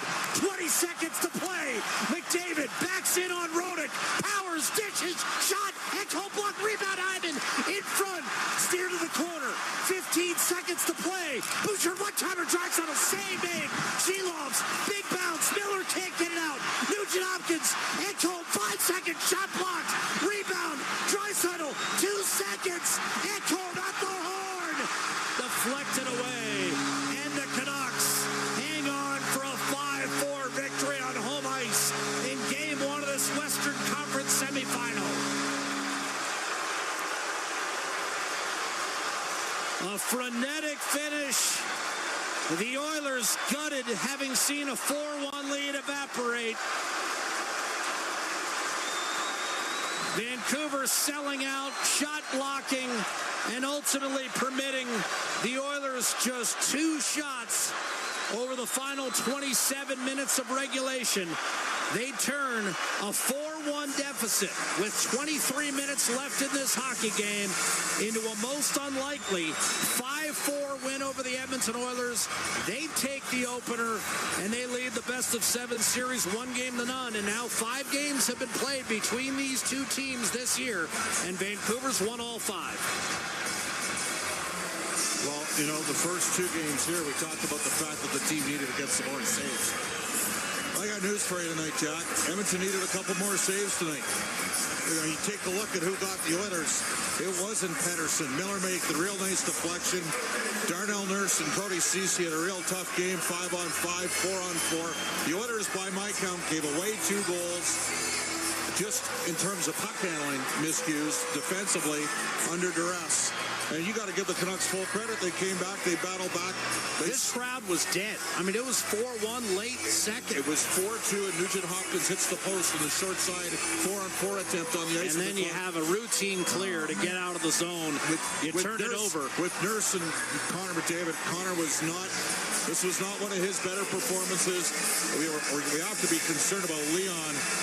He did not. He gutted it out. I mean, he could barely climb over the boards to change. At the end of the day, they got outplayed badly in the final 25 minutes of this hockey game. What's our 50-50 at, by the way? Before we get too much farther, we need to sneak in one more read here. It's part of our 50-50 jackpot. It's coming up on $1 million. And you've got another... Let's see. Well, we're past 10 o'clock. So the early bird prizes, of course, tonight were $5,000 and $15,000. Check it out each and every game night in support of the Stollery Children's Hospital Foundation, Food Banks Alberta, and the Edmonton Oilers Community Foundation. Now back to the game. A 4-1 lead dissipates into a 5-4 loss. Bob, will there be an emotional element to the Oilers recovering to get a split in Vancouver? Because they have to be thinking right now in their locker room, we absolutely handed that one over.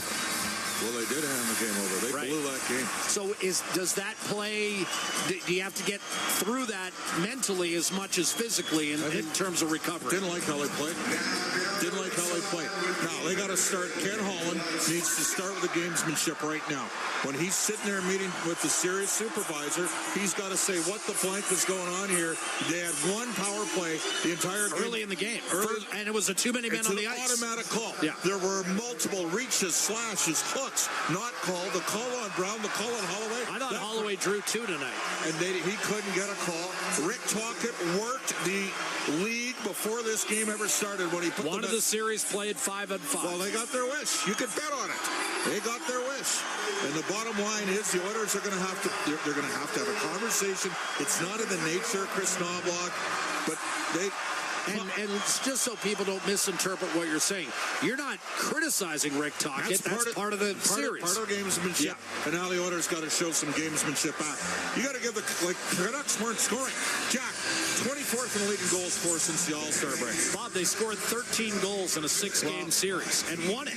Stuart Skinner bounced back against Los Angeles after a poor start in a game that, in game 2. In game 2, he needs to bounce back here on Friday night. You come back with Skinner, but the Oilers got to have a lot more dialed in, and they need Nurse and Ceci to play better today.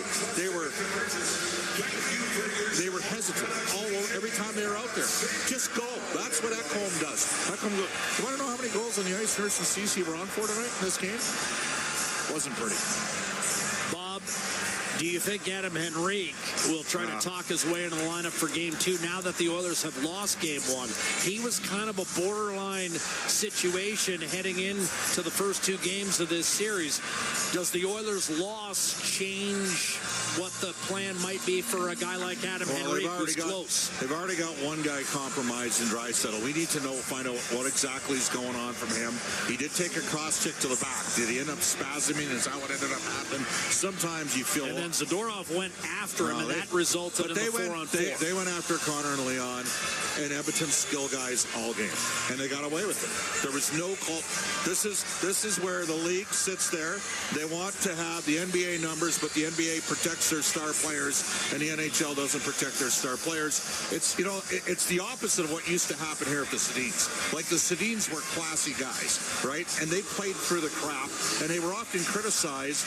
I mean, you had dummy meatheads out there that would sit there and make differentials comments about the Sedins. McDavid and Draisaitl are different animals, but man, oh man, like at some point you do think maybe the best players to draw a call once in a while, and there were lots of opportunities in this game to do it, by the way. So the only power play Edmonton got was an automatic call. They touched the puck, too many men on the ice. So regardless of the penalties, how much of not a distraction, maybe is the wrong word, but Leon Draisaitl being injured as a player on that bench, was that also a bit of a turning point? I thought Nugent Hopkins played pretty good, stepped up for him, but the Oilers need some more guys. They need Fogle and McLeod to come. Now, in fairness, McLeod made a real nice play, short side attempt that hit the post. And Nugent Hopkins hit the post. He had a couple of assists in the game, but Corey Perry, Evander Kane. Okay, let's cut the chase here. Number one, the goalie's got to stop more pucks. It starts. Number two, Nurse and Ceci can't be -3 each in a hockey game. Okay, that's number two. And number three, Edmonton needs more guys up front pushing, and they got to play. I'll give Vancouver credit. They played an assertive style, and they got to an Oilers pairing that wasn't asserting themselves on the ice, and they got dominated.